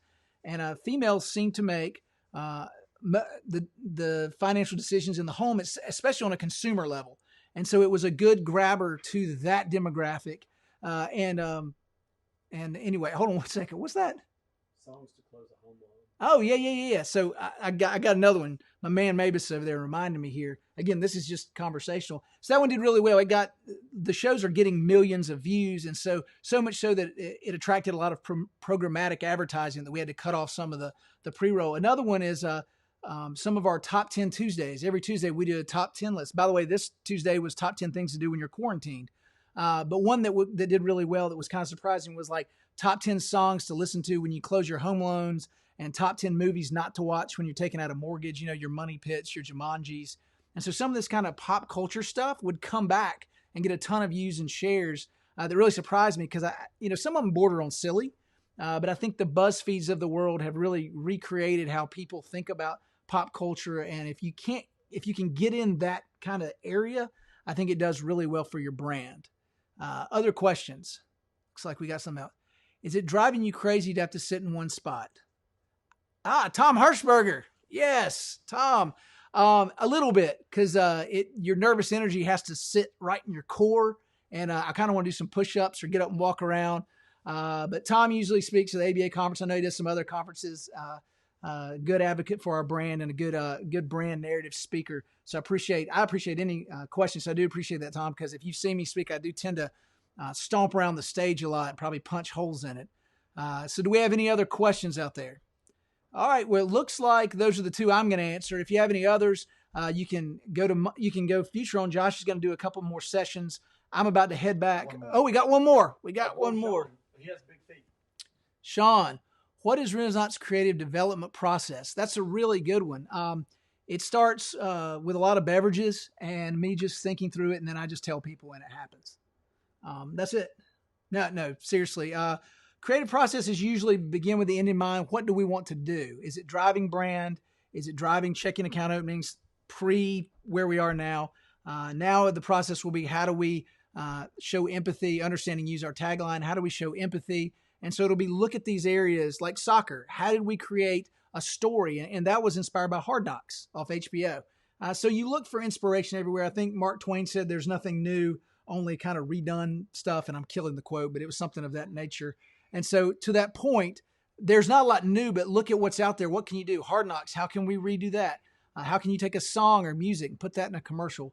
So the creative process is really organized chaos, for lack of a better way of saying it. We look at where we want to go, what we want to deliver in brand narrative or story, and then we look at how creatively can we get there. Is it creating a fake movie preview or movie trailer? We did that. We did a fake infomercial. Those are all on Renaissance Nation. But the point was to be different and then show brand narrative and then deliver it to sell someone that they actually like what they're receiving as a show versus a commercial. So I appreciate that. I would say it's organized chaos. We do get around a room and we spit ideas out and we track it on a whiteboard. Very similar to what you would do. Mabus Agency is really good at doing it through SRTs and looking at your strategy and then how you can lay out that strategic roundtable for those of you that don't like acronyms. So you can do a strategic roundtable and look at how you get to where you want to go with your content. So I know that's kind of not a direct answer, but that's really how it is. It's organized chaos. Sometimes it works, sometimes it doesn't. More times it does work, but we've tested or at least looked at it, made sure it's compliance worthy before we put it in the marketplace and let some of our folks internally see it too. So that said, let's see. How do you? Is that Diana Christine? I believe. How do you continue to prioritize customer service? Well, that's the most important thing right now. And so really that is led by our retail team at our bank. I mean, we try to amplify the messaging to it. Of course, right now, just so we have 8 employees in Renaissance Marketing. And so a lot of the stuff we're doing now is crisis communication. It is talking points. It is reworking messaging on our website, or to roll it out as we do. It's splash pages on what's going on. It's reporting to the media on what's going on. And so I think from a marketing perspective, that is keeping our clients prioritized. A lot of this content, frankly, was already done. The one with the stay-at-home work wasn't, but all this stuff was done. So don't think that we made this in the last 10 days, other than the one of the stay-at-home content. So we have a content catalog, and we're revisiting some of that. Like, for instance, today we've started re-pushing the Tyrion West show because we know a lot of people staying at home might be like, hey, it's a good time to work on our house. It's a good time to paint something. So we've started pushing out that content to reuse. And that's the other good thing. When you build a content website, you can reuse the content. But customers always stay at the front of it. And we're monitoring social media. We got 2 people monitoring social media all day. Sales and Service Center is reporting back to us what they're hearing too, so then we can address it and we report to them. Look for trends. Did 2 social media posts become 6 complaints, become 10, become 12? That's keeping your customers at the front of your mind. But then when they drive through, also that's keeping them at the front too, is helping them to move to products that will help them and keep them safer. Not that being in your car is unsafe, but keep them, I guess, happier and have a more convenient relationship with your bank. So I do appreciate the question. Customers and employees are always at the front. Alexandra Garcia says, how do you move forward with messaging after this situation passes? It's a good question because we don't know when it's going to pass. I would say go ahead and be ready. Kind of have your what you have to do today, and then at night, instead of worrying, think about what you're going to do tomorrow and be ready to come out the box. We're safe, we're sound, we're the bank that's going to help you. And I think you've got to have that message ready. I know we're preparing ours on the side to not be on the sidelines when it's done. And I don't think anyone should be. Again, address today first. I think Josh and I wrote a piece that's on ABA Bank Marketing site that's about the 5 things you need to be doing right now. One is yourself. Protect yourself first, your community and clients second, and then look to brand and go forward. So I think if it's pushing messages out, I think there'll be a time when you'll have to feel it. It may be different in your community. It may be different in New York, where they're kind of the epicenter, when you can kind of go back to good brand messaging of proactive kind of sales versus just, we're here and we're here to support you messaging. And some other areas might be different. So I don't know that day when messaging is going to be ready to go out, but have it ready. Be ready to go, because I know everyone right now is focused on clients in their drive-thrus, clients in their branches by appointment, protecting their employees, small business promotion of SBA loans. What can you do to defer payment or not defer payment with certain loan buckets in your bank? And what can you do to help your clients? And that's what you should be doing. And that should be your message too. Let's see. Oh, Benny, clearly you have a prepped for content for soccer. Are you going to find a way to repurpose that? Yes. So we actually may drop another show just in the next couple of weeks to just kind of keep the hype going. It's sad because we were so excited. I'm a soccer fan, and our bank's behind it. Nashville's such a hot market, as you saw with the NFL draft, and it's such a, so we're kind of holding some of it. We'll have game footage and we'll have different players doing stuff for the bank and the affinity card and all that. And it really stinks. It really stinks because we were just there about to just unload some really good brand advertising. And we'll continue to hold it. And when it's appropriate, we will get back in the conversation about soccer marketing. But we have a couple episodes of those shows done. They only got to play 2 games in the history of their franchise. So to that point, and I hope everyone out there is doing that too. If you have something, I know everyone out there probably, because it was the beginning of the year, you'd just gotten your budgets approved. You probably knew where you were going with your campaigns. And then it was just like, and you got stuck. So have those ready. We'll be as ready as we can be too, because you're distracted now with what's the crisis of today and what's the crisis of 10 minutes from now, and 10 minutes ago. But yeah, so, it's sad that we didn't get to fully roll out the soccer. The season may be shortened, but hopefully, and maybe in August, September, whenever things get back to the new normal, hopefully it's even sooner than that, we'll get to roll out some good soccer content, really take advantage of our brand partnership with MLS and Nashville Soccer Club. So that being said, I do appreciate, Nat B, tell us about your book, John. Oh, I have done that, but I'll tell it again. So it's closing out here. Thank you, Natalie Bartholomew, the Girl Banker. Check out her blog. She does a really good job about girls in banking and showing what they're going, or ladies in banking. It's the Girl Banker, so that might have sounded a little condescending, but the ladies in banking that she covers with her blog. No More Next Time. I think I showed it before on Amazon. You can get it today. #1 selling book in the financial services category for new releases. It's been out about 5 days, 6 days. So anyway, it's also on Kindle. It's only 99 cents if you have a Kindle. So, you're not even spending $1 if you want to get that. Read through it. A lot of the stuff we talk about today is in there.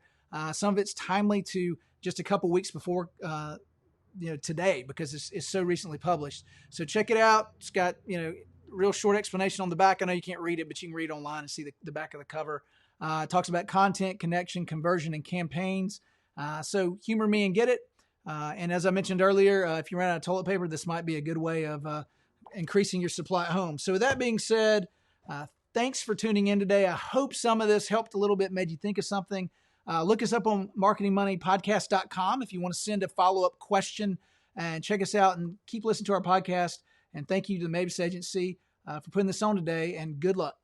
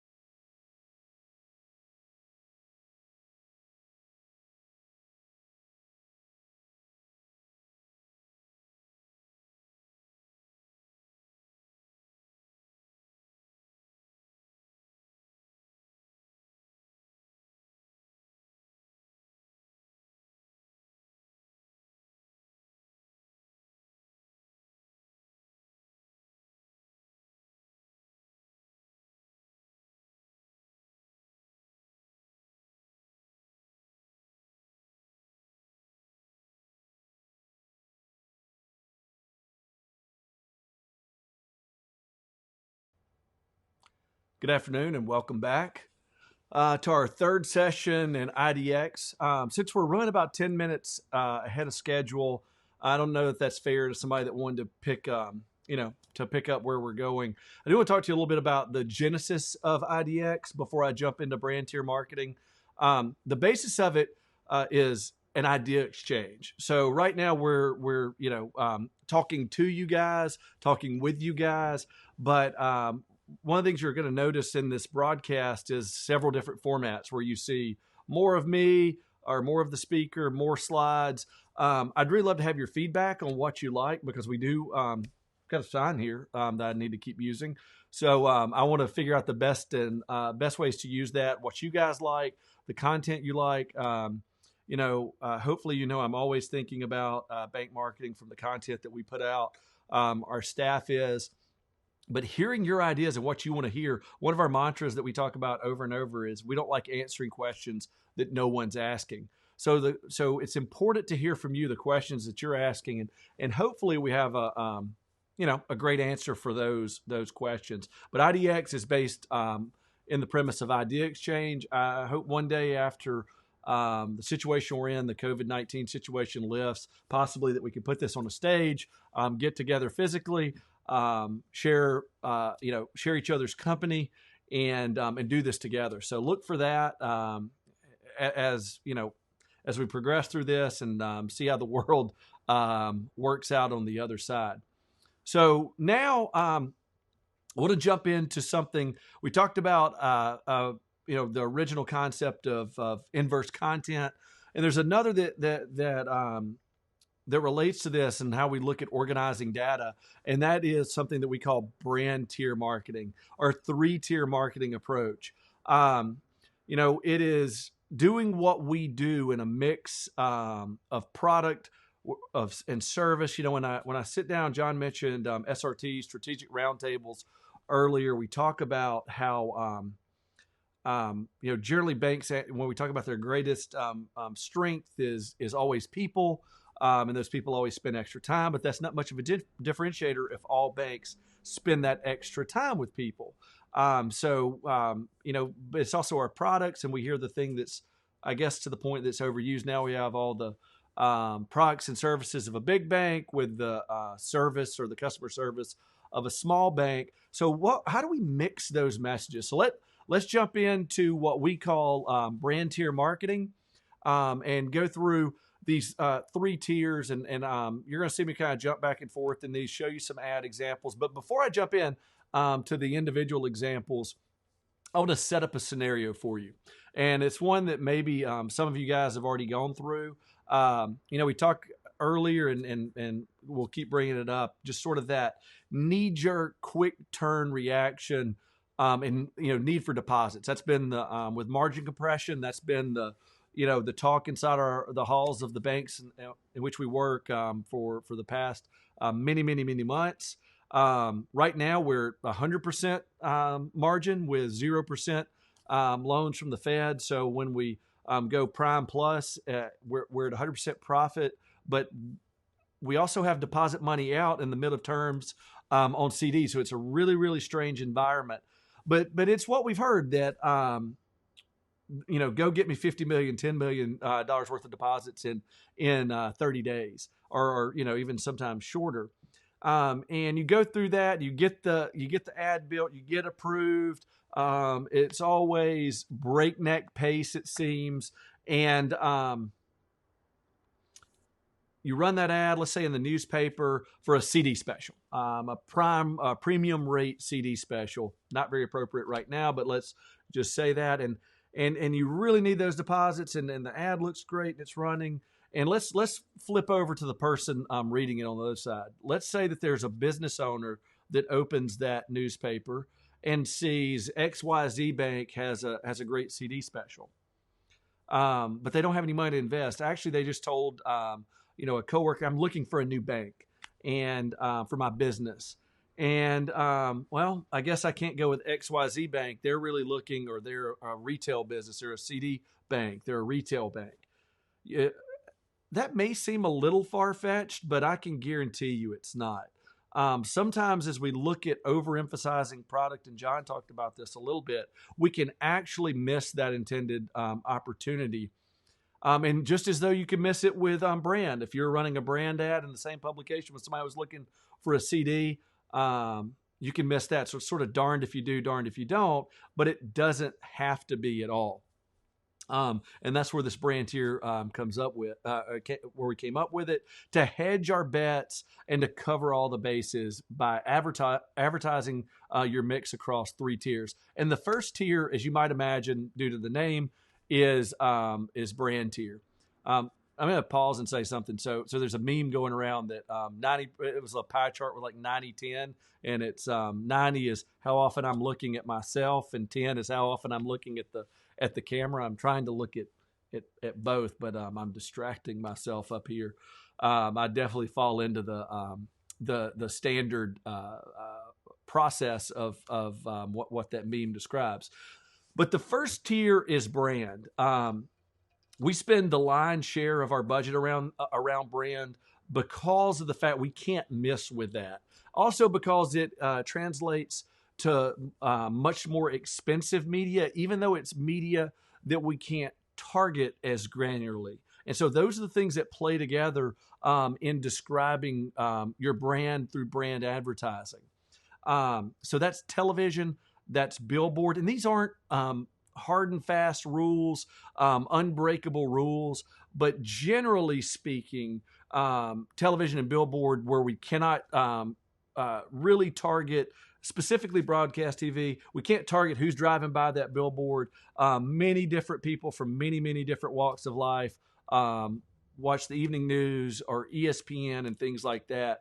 But so we need a more generic or generalized message going out to that group of people, and that message should be brand. As I go through each of these, I want to show you an example of what we view as good examples of each. So let's look at a brand TV spot. Life's just different on the Carolina coast. It's where we're from, where we live, work, and play. At South Atlantic Bank, we know what it takes to raise a family, grow a business, and thrive financially while enjoying everything our unique part of the world has to offer. South Atlantic Bank, tailor-made for the Carolina coast. Tailor-made for you. Visit southatlantic.bank or your local South Atlantic branch to begin your experience today. So hopefully through that spot, you can see sort of what the brand is for South Atlantic Bank. If it wasn't clear through that, they have locations on the South Carolina coast from Myrtle Beach down to Hilton Head. So Charleston, they're there, and many markets in between down that coastal Carolina. And they're one of the few banks that is their that's their only footprint, where they're not spread out. So their claim that they can back up, because it's absolutely true, is they understand that coastal Carolina lifestyle. And I don't know how many of you guys and what the businesses face and unique individuals face. So that's both a business spot and a commercial spot. It's an all-around brand spot saying we understand and are tailor-made. Everything that we do is about coastal Carolina. It's from and of coastal Carolina, and it's tailor-made for those of you who have the same experiences that we do. You know, a transient population, a good many vacationers from Ohio, from Pennsylvania, come down and visit, then leave and go back. So how do you sustain a business during those ups and downs? Again, these people understand better than any other, and they aren't distracted. South Atlantic Bank is not distracted by banks in other areas. So turning something that is what might be considered a feature into a true benefit, because it absolutely is, that we discovered working alongside of them. Getting that message, packaging that message, and running it in brand media is a very, very important part of their media mix. And so we want to transition that, and it just happens to be that the name of the next step is transitional ads. Now, the transitional is difficult to describe outside of comparing it and contrasting it for the tier above it and the tier below it. Just to fast forward, we won't show you, but it's the tier below it's product advertising. So brand, transitional, and product. So transitional, again, it's hard to describe. It's sort of like a middle child. I don't know if any of you out there are middle children. but the life of a middle child is or can be difficult by being compared to those older and younger siblings. But it's the same way with this transitional ad. They're not a brand ad and they're not a product ad, which seems to put it in an awkward territory, but it's an incredibly valuable territory and one that we must stake out and really own. So in transitional ads, this is more of what your line of business. What type of bank are we? And I'll tell you this, you can't be branded in multiple different ways, but your bank is multiple different types of banks. It is a commercial bank, most likely. It is a retail bank, most likely. It is a mortgage bank, most likely. It is maybe a wealth and trust bank. Maybe it's an insurance providing bank. There are many different types of banks that if you pick one of those, like in the example earlier, we wind up not doing it because we feel like we're going to miss the boat somewhere else. We're going to alienate them. So either we gravitate towards brand only or product only and leave this middle spot open. And there's an incredible opportunity there to stake your claim to that position. And the way you do that is again, looking at medium. Let's say a business journal, these local city or statewide business journals. Right now, are just historically, they've been hit pretty hard because of their readership, and they're good places to advertise. They've been very, very premium for a while, sort of expensive to advertise in, and I see that sort of softening a bit, so they're a bit more approachable from a budgetary standpoint. But you can have a very business specific message in there. We're a commercial bank, we're a business bank, we're a treasury management bank, we're a CRE bank in that, because we can assume based on the nature of that publication that someone should be in business or possibly looking for a business bank if they're looking through that publication. Another thing that we've probably done a good bit of, and we probably without my advice have gravitated towards, but looking for opportunities to expand that, is a real estate type publication, a home listing publication. It's very easy to be a mortgage bank within those types of publications without alienating anyone. And also the thing I would say is, looking at that publication, over-targeting is still a possibility. You could over-target. You could also look at that publication and mix that message up a little bit and say, we are also this. Because if it's a publication or a medium where we believe there could be a business owner, maybe there is something for our wealth and trust, or someone that can help with succession planning and things like that. We could advertise in that. So it doesn't always have to be on the nose, but the point is being able to play in that environment. So let's look at what we consider a good transitional ad. This is for a client, Florence Bank in Central Massachusetts. We didn't show you their brand spot. We didn't produce it. Another agency, Sean Tracy Associates, did. It's a beautiful spot that focuses in on the mix of different type of entities, both social type entities, nonprofit type entities, business entities, and individuals, and how that mix, this different number of these different types of entities, all add up to one whole and one home. And Florence Bank, claims the position of that one home. So what we did is took footage or still shots from each frame of this television ad. And they had a still photographer there on set at the same time. And this is for Amherst Motors, a auto repair and body shop place there in the valley where Florence Bank exists. And we talk about there are hundreds of dedicated businesses that call the Valley home, this one home. And what that leads to is a landing page. John went through this earlier in his funnel, in where landing page sits. That ad can't describe everything that a business journal could, but it was focused on business, focused to get people on a landing page and to learn more and to be engaged more deeply without being too heavy-handed, as I said, in inverse triangles to sell them. They're still a click or two away from being able to engage and to buy a product, or to sign up for a product, apply for a product, but not overly so, not too in your face. We're able to tell that story in a dynamic way. So those media again are it may be some business focused radio or television, Bloomberg type things, business journals, real estate magazines for mortgage, and just look for those opportunities, very retail oriented, maybe in lifestyle publications or different types of television programming. And then digital, we can focus towards an audience. And that's really where things like brand live. And that's our next tier, product in brand tier, how all of this fits together. So when all of this works in concert, we don't have that danger and that worry of one of them losing. Hopefully, especially within a finite geography, if we mix our media and our placement and our creative correctly, we've hedged our bets, we've laid down a great coverage of different types of messaging, and we didn't have to overcommit to one versus the other. Now, it does take a media mix, but it doesn't take an incredible media mix. Florence Bank that I showed earlier, and I'll show you a product example in a second, is not a huge bank. They're a community bank and a good sized bank, but this was very approachable to them and had great results. So this, where you really are going to see product ads, or where we focus a good bit on, is in digital, because it's a direct response medium.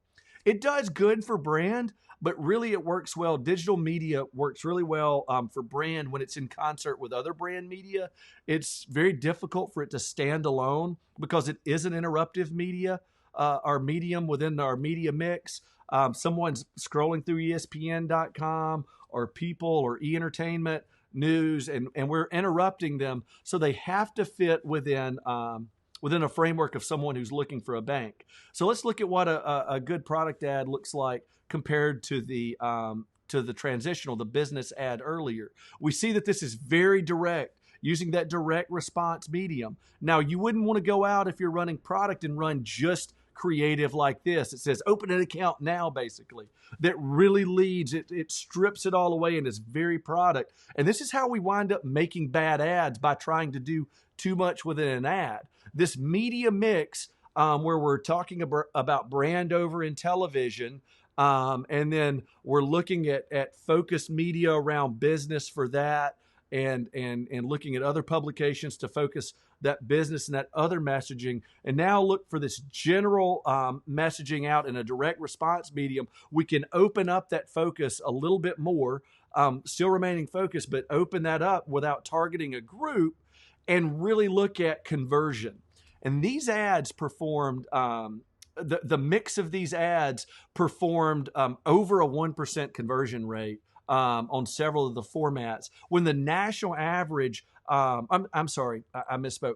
Over 1% in a click-through rate. I don't want to mislead anybody. Over 1% in a click-through rate, where national average click-through rates are somewhere around 0.3, 0.35. So nearly tripled what one would expect in a digital medium. And I will tell you right now, that ad right there would not have performed that well as a standalone. So don't go out and make an ad like this thinking it's going to perform at 1%. It probably won't. I mean, these are unheard of, ridiculous response rates, astronomical. Not just because this was a great and beautiful ad, not just because the other one was a great and beautiful ad, not just because the brand ad is a great and beautiful ad, but because they worked together in harmony. They were partners that didn't try to do too much. They all did their individual job and made a lift to the overall message.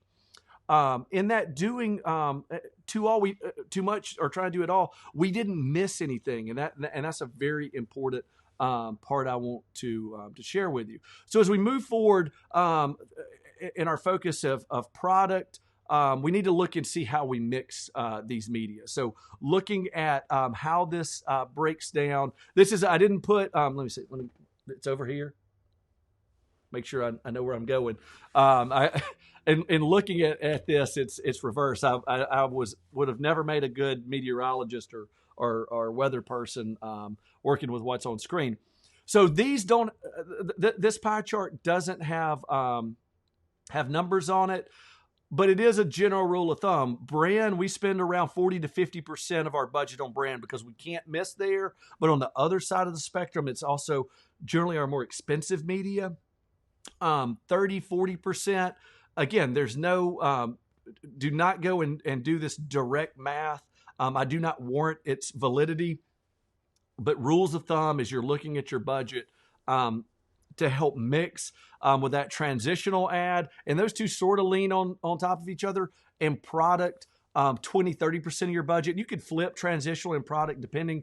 This doesn't have to be your whole budget over the course of a year. These may ebb and flow, during different seasons where product adoption is higher. That slice of the pie can open up more. But these working in concert, working in tandem, working as pool partners can really, really, really benefit how your bank communicates. There's another part about this as we look at overall annual budget. So if your budget is looks a little bit like this in the individual buy, one of the things that we do is work with our clients when we're annualizing a budget. And we do suggest you have an annualized budget. Again, it goes back to planning. When the plan's in place, it's difficult to deviate from. What we try to do is dedicate 70% of our annual budget in our pre-year planning. So around September, October, November of 2020, and we did this in 19, we sit down with our clients and we're looking to place, to have it committed 70% of their budget pre-planned. And here's the thing. And I said this in September, October, November of 19, unless the world changes. Here we sit and the world changed. So, it does give me some pause, but committing to media, one of the things to make sure is make certain that you have 30, 60, 90-day cancellation policies, but committing that so it can run. We can always change traffic out, but we're not having to just go from ground zero and figure out our media every month or every quarter. 70% of it is basically planned. 20% of our media, we put that into a bucket called replan. We plan for it to be placed. We earmark it for specific media, but we don't commit to it. We don't sign contracts for it yet. And here's the thing. We meet quarterly. And again, this is not just what we do. You guys can do this internally as well. We meet quarterly to determine how did stuff work last quarter and say, should we take this 20% and place it like we believed we should at the end of last year. Most times it does flow where it's supposed to go. So we're not, again, having to start from zero and find out what to do with that 20%. We have it earmarked. If nothing changes, we can go ahead and place it. And again, that mix goes with what we're seeing over here. Of the 70, it breaks down like this in general terms. And then that last 10%, that's the I'm not telling anyone no budget. Hopefully you can run those last minute deposit gathering, we need it right now budgets out of that 10%. And that's all you're governing for in real time. You don't have to go out and again, start from zero, start from scratch to create that new budget. Just to again, just start from scratch for that messaging or for where that's placed. That may also fall into your local high school annual sports program type stuff that some of you may love, but it's just they're not great media from a true media placement standpoint. But somebody told me after I told them no once, they shook my hand really hard at an event. And they said, it was an older gentleman who felt the need to overshake my hand and look me in the eye and say, son, they may not remember when you tell them yes, but they'll never forget when you tell them no. And I said yes, sir, and moved on. I think I'd turned down his granddaughter, who was a cheerleader for a sports program ad because we were out of budget. And sorry, but maybe you don't have to tell someone no. Maybe you don't have to tell the head of retail no, or your CEO no when they tell you that they need, because you won't. We shouldn't. When there's a need for deposits, you can play into that need very, very easily by having that money earmarked. And again, the basis of thought around this is banking shouldn't change that much. Again, I'm in an environment. I'm sitting here in an empty office, relatively empty office today, because the universe decided to prove me wrong. So things can change, but commitment doesn't mean placement. The other side of this, I would say, is you look at not being wrong, being hedging your bet so you can be right.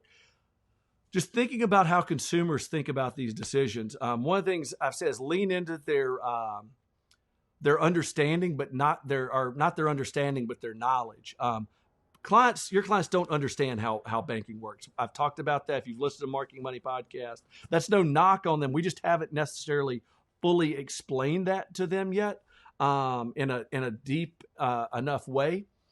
And what winds up happening is when they do look for a new bank, they're not saying, I need a checking account.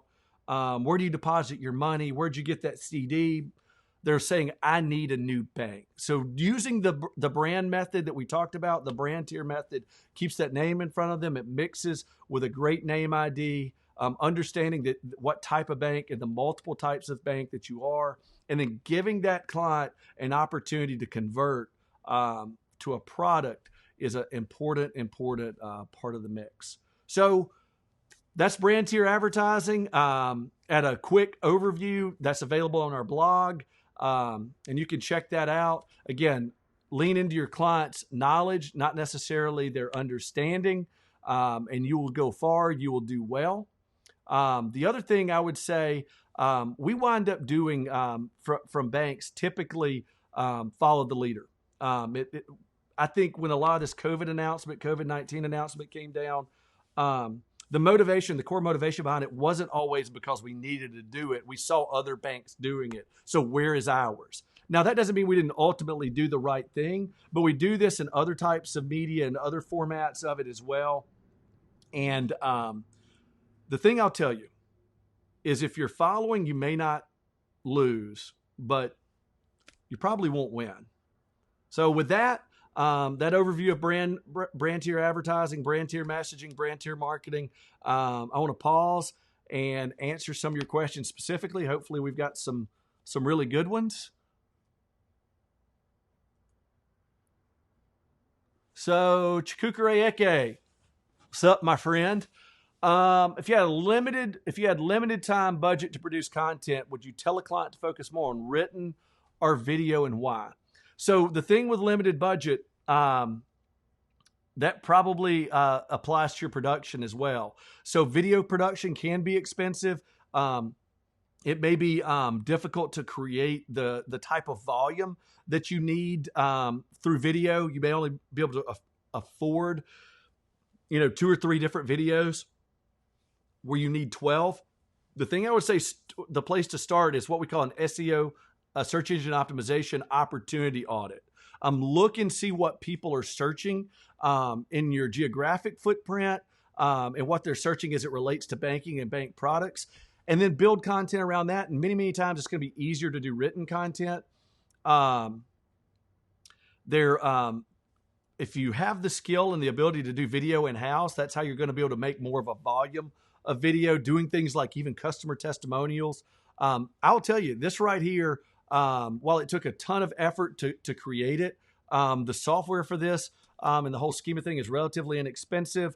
I really wanted to be able to shoot on like a DSLR, a nice camera, but what I'm looking into right now is my iPhone. So if anybody's texted me or reached out to me during this and I'm ignoring you, well, first I'm doing a live show, but this is my iPhone on a relatively inexpensive tripod. Now the graphics and things like that, we built custom. We have a wonderful staff, and I really appreciate, again, while they work with clients during the day, they work through the evenings the last couple of weeks to make sure that these were available for me to use. But I mean, this is an iPhone on a tripod, in an area of our office, in our downstairs, what we call our pod space. We're organized in pods that focus on 5 to 8 clients each. So they get to know, all the workers get to know their individual clients.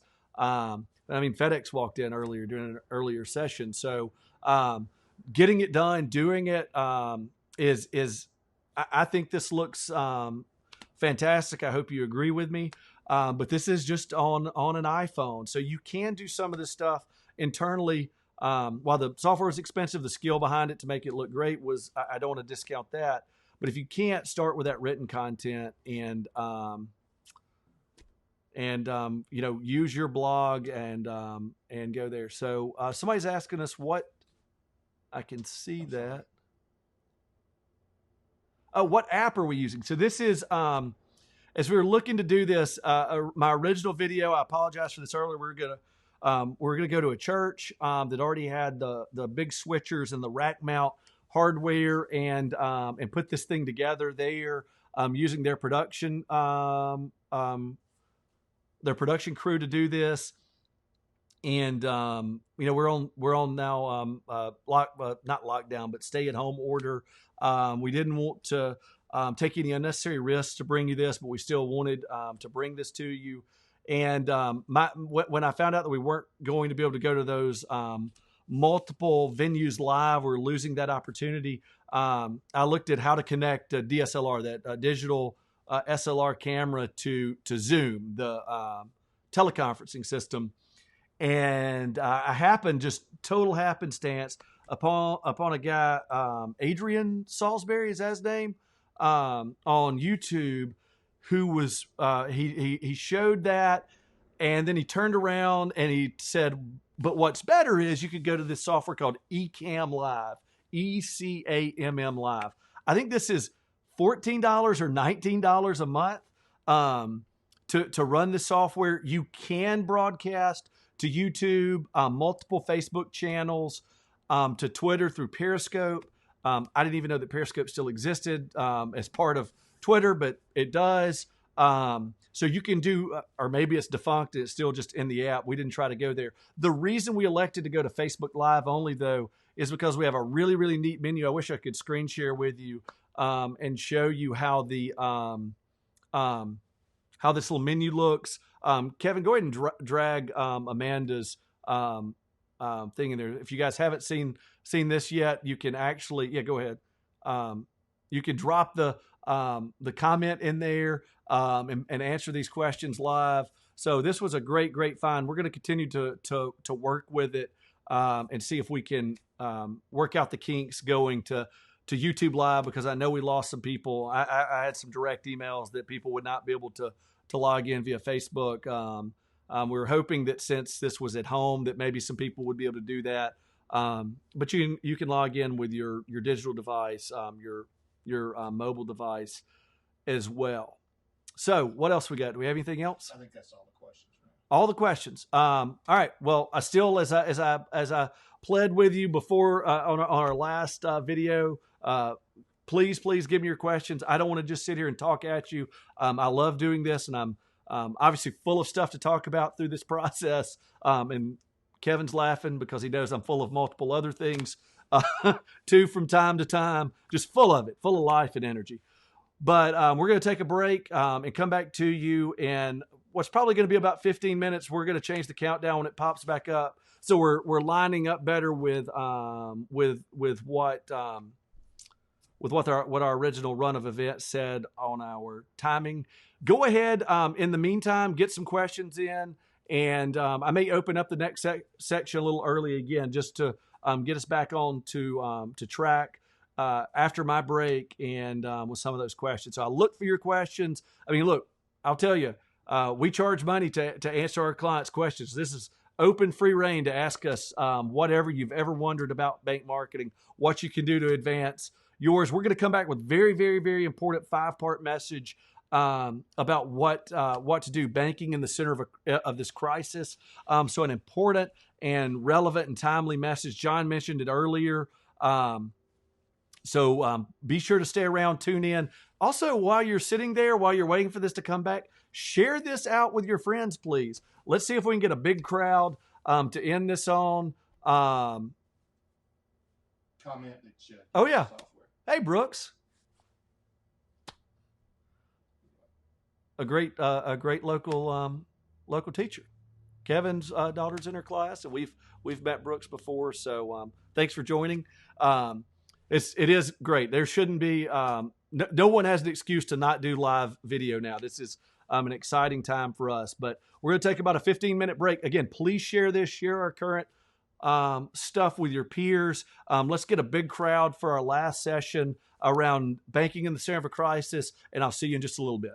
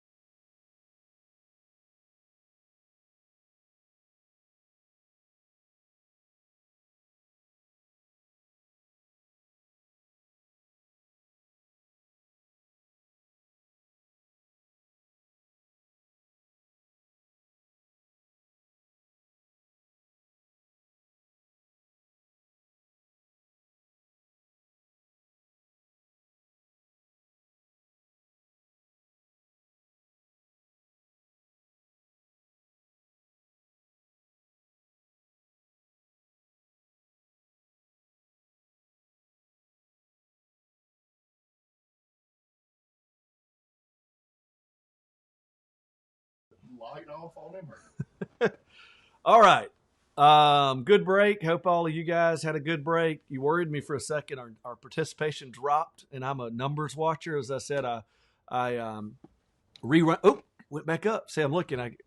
That's going to have to go away, or I'm going to be distracted this whole time. I refreshed our sign up form multiple times. This is amazing. 250 people signed up for this.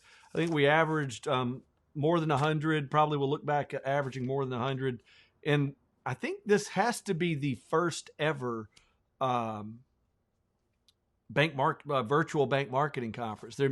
If someone else has beat us to it, we like being innovative. I don't like being innovative just for innovation's sake. The guy I used to work with left us with a phrase: before you start thinking outside the box, make sure the box is empty first. There's still plenty of good ideas left in it.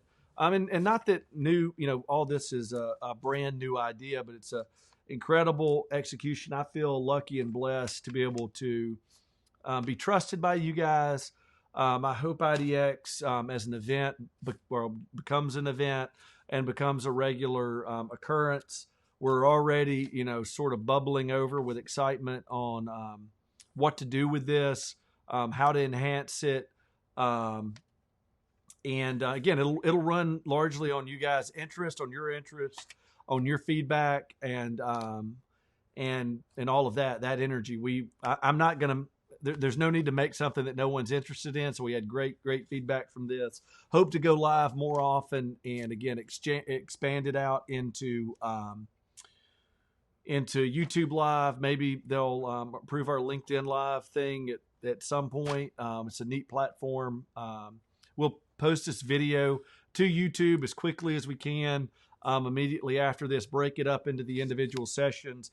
Again, since this was a free event, I would ask that you do a couple of things. One, share that stuff with your competitors. I'm sorry, not your competitors, your peers. We'll talk a little bit about that in a second, how we're all sort of doing the same thing. I wish I had a laugh track so everybody would know when I'm joking on purpose. So what I want to do is go to some of these questions that you guys have asked before we jump into the final session. We've got plenty of time. I can go talk through the what I had planned for the last session, and still give you guys some of your afternoon back. You East Coast folks will be able to go back and get just a little bit of work done at the end. Question's been asked a couple of times. I'll go ahead and drag that one on there because there are a few people that asked this in a couple different ways. With all this going on, it seems like there's a relative sea of sameness out there. Everybody's rushing to send their COVID-19 email. Everybody's rushing to put up their COVID-19 page, and as you should. But then it's all looking the same. I mean, I think it's I talk about this phenomenon that happens when you eat Doritos. If you're like me, I don't eat a ton of Doritos, and so when I go get a Dorito or happen to be around a situation where there's a Dorito available, that first one that I eat, I'm like, dang, why don't I eat Doritos every minute of every second of every day? And then by the 10th Dorito, I noticed like this one isn't as good as the first one. Something happens. Then when you eat the whole bag, not that I've ever done that, then you feel like a miserable piece of crap. No, I'm kidding. A small bag. I would never eat an entire regular family-sized bag by myself. But this stuff can be a little bit like those Doritos. And that was the way it was on the COVID email. Oh, that's great. You're letting somebody know. COVID email like 5 or 6. Okay, I got it. And there was as happens in our modern world, a meme out there with, we get it. I've heard from people that I haven't heard from. I didn't even know I had subscriptions to letting me know what they're doing with COVID-19. So that can happen. Sometimes good, sometimes bad. There are several banks I saw using the same template. I think a bank in Sioux Falls maybe was the one that originated this. It was sort of a 2-axis sort of thing that was here's what you're trying to do, and here's where you can do it, sort of a checkbox thing. And several banks adopted that very quickly and were able to deploy that in a utilitarian way. That's sort of a balance.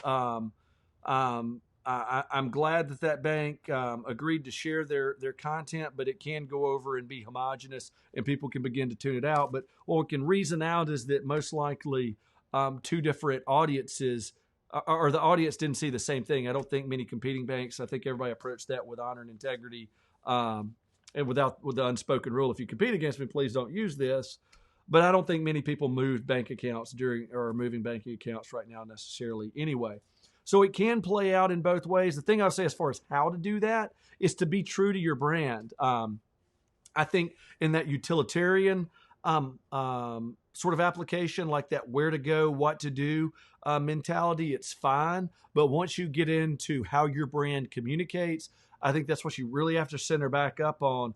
We run an exercise here when we're doing sort of creative brainstorming. Brainstorming always feels way disorganized. And as you've heard me say over and over, I love a plan. I love organization. Is one of the questions we've begun asking ourselves: if this brand was attacked by a lion, what would it do on brand? It wouldn't just run. It wouldn't do whatever. What would it do uniquely? Would it mentor its way out? Would it have trained itself up to be able to withstand a lion attack? Would it have carried its way out of it? And I know these are pretty far-fetched ideas, and they're meant to not be directly applicable, but it's designed to get you thinking. So when you're in the middle of a crisis that no one's ever faced, how would your bank attack that and still be on brand? Are you caring and warm and fuzzy, and are you hurt and depressed because you can't just wrap your arm around the world and give them a hug? That's not every bank, but that's some of your banks. Are you a bank that calculates its way out of things? Are you a bank that solves its way out of things? And in those cases, then you can begin to formulate a response and messaging that's true to your brand. So when something comes at your bank, how would it attack it, or how would it respond to that attack on brand? I hope that's helpful in looking at how your bank can communicate. Had a really good question here from Tom Hirschberger, one of our colleagues, great brand speaker, asked a couple of great questions, or several great. All the questions are great, Tom. One thing I am going to point out: I'm looking at Tom's thumbnail, and I can't tell if he's skiing, like water skiing in his thumbnail, or if he's LARPing, like with a big sword. Either one of those would be amazing. But I can't tell from this far away what Tom's doing. So let me know what you're doing, Tom, in that photo. Maybe just like wakeboarding or something. Some cool stuff is happening regardless. One of Tom's questions was talking about re-engaging. How do you re-engage customers after the virus crisis settles down? Not to prognosticate too much. I don't think any of us know what's going to happen. John talked about this earlier, how long it's going to last. The new normal, water skiing, not LARPing. I was right the first time. Anyway, I don't know that we know what that's going to be, but I will say this: there's an important word that I would point out that Tom said, which was re-engaging. And I know why you asked that. I'm not picking on Tom by saying this, but I don't think we need to disengage. Some people are, I think John talked about this, like storing their marketing as dry powder to redeploy later. I think we have to get really, really, really creative. And look, I can look at you straight away and say that, no one's future is assured, not even ours. We want to be able to bring this to people. We have plenty of work to do. I know all of that, but I don't necessarily expect us to get a ton of new clients through this. But I would say on the other side of that, as you guys are looking at this, is don't disengage. The find creative ways. Like I said, this wasn't a super expensive way. It didn't distract us from what was in front of us. Again, a ton of dedicated people. Emma Geiger, Robbie Richardson, Jordan West Richardson, Jacob Moore, Corey Childers, Kevin Tate, as I mentioned earlier before. I'm not going to run the credits. Kamal Bostic. I know I'm missing some people that worked on this. If I miss anybody that you can think of, call them out to me. worked late hours prepping like the side graphics you saw earlier. I learned a new software that I wasn't planning to learn, but don't disengage. Continue to re-engage. You ask another a great question. Direct marketing, is it dead or alive?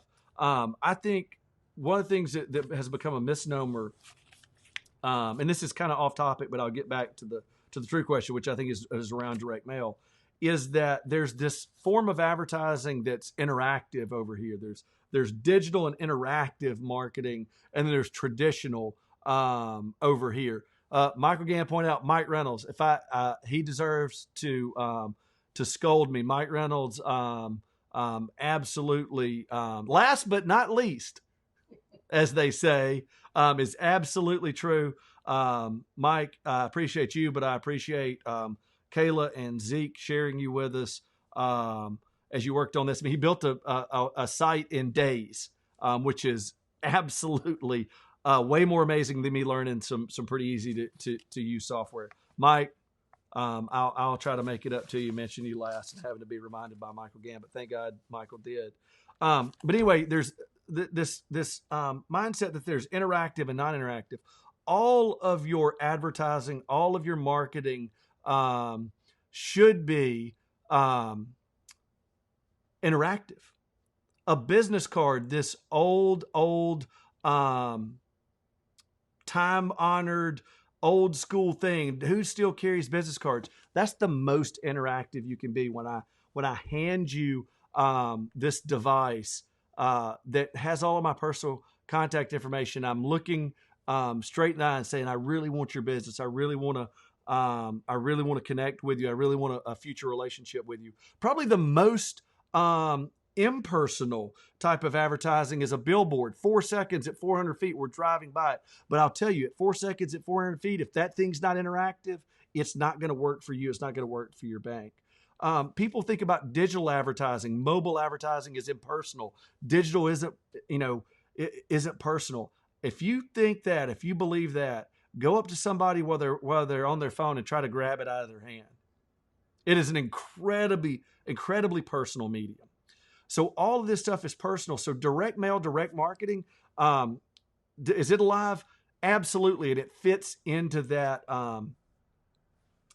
group. It's interactive.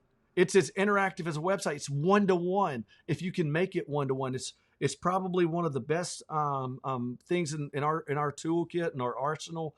CEO to CEO correspondence or CEO to marketing director correspondence. Look, I was looking at your bank, and I think I can help you. And that's tough because when I write somebody, it's kind of saying, hey, your stuff isn't good. Let me help you make it better. But trying to find a way to do that. But for your CEO to write other business CEOs for a personalized letter can be incredibly compelling and can stand out. And I would say as we're coming out of this crisis, to tie all those things together, even more important probably than ever to re-engage with a position of strength and reinforcement.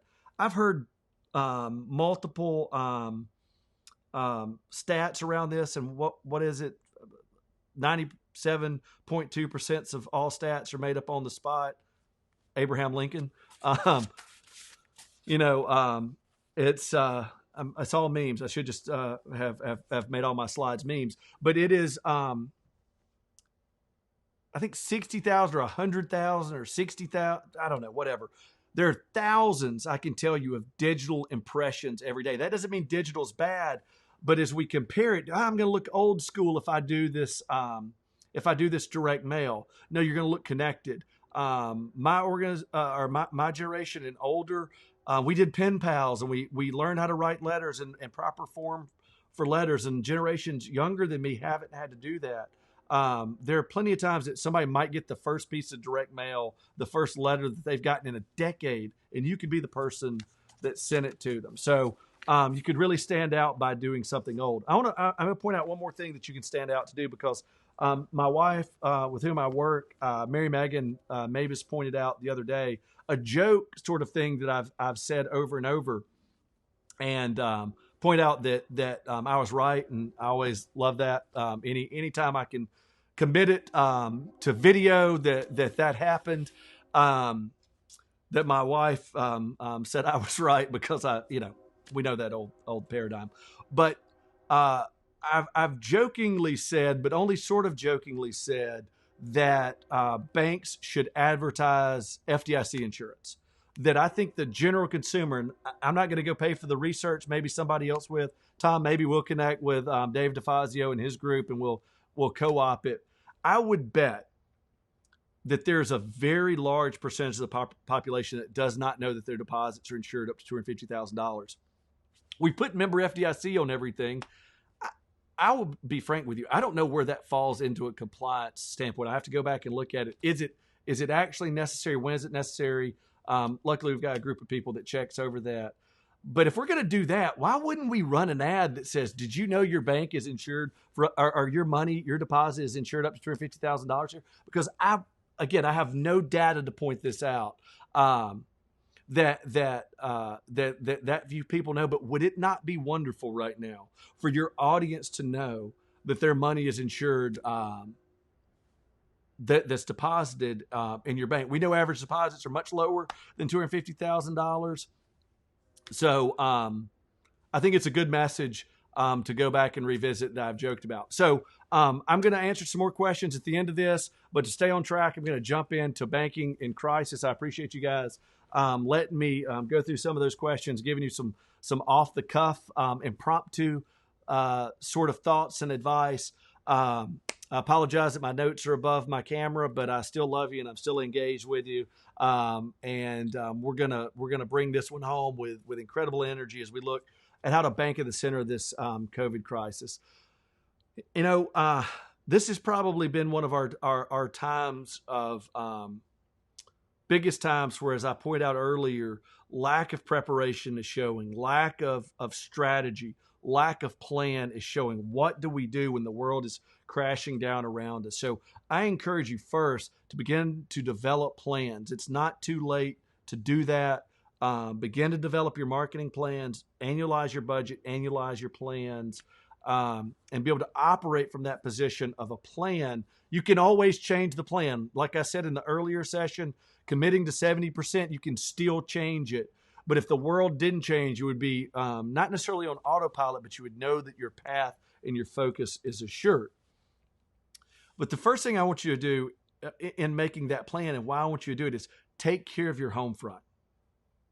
Take care of your bank. The best thing that you can do for your community, because a lot of the people, I've seen the names that are popping up, are community banks. You are the smaller institutions. You may be the only bank in your town or your county. You have to stay in business to support that community, to support your stakeholders. So look inward first. Make sure that your operations are in order. Make sure that you know how you're executing. Make certain that you have a plan. Not, beyond marketing, make sure that you're communicating that clearly, but make sure that you stay in business. You have to come out on the other side of this operating well, or operating as well as you can, and giving those members of your community strength and assurance by being there. Our banks in America have to survive this, to give us the psychological strength that we need to continue. So look at yourself first. Don't be afraid to be at least a little selfish. The best example I can give you, and it's great advice in this and beyond, that when you get on an airplane to fly, the flight attendant runs through the same spiel every time, and it's should, in the event that the cabin depressurizes, oxygen mask will drop. Put on your mask before assisting others, even young family members. And they, put the thing on. I would love to have found one. I don't think I would have put the thing on now if somebody paid me, but it seems counterintuitive to some of why you would do that. Why would I help myself before I help my child sitting beside me? And to some of us, it's obvious that if we're incapacitated, if we pass out due to lack of oxygen, it will be impossible for us to help our child who might not be able to help themselves. It's not quite as cut and dried as that, the public, the community isn't a child that's just waiting on us to help them. But if we're incapacitated, it will be impossible for us to help them when they do need it. And I encourage you to be somewhat selfish, at least somewhat introspective in making certain that your bank continues to operate well, continue to be in business, so that you can be of assistance to others after the crisis. The next thing is take care of your community, which obviously we're saying right now, but find opportunities. I've seen really, really neat applications of community help come together. One of those is whether you're in the buckle of the Bible Belt like we are, or you're somewhere else. So one of the things I saw down here is a bank letting a church perform live in its parking lot. So they had music. They had that's a universal sign for music. If you ever play in charades, that was a guitar, by the way.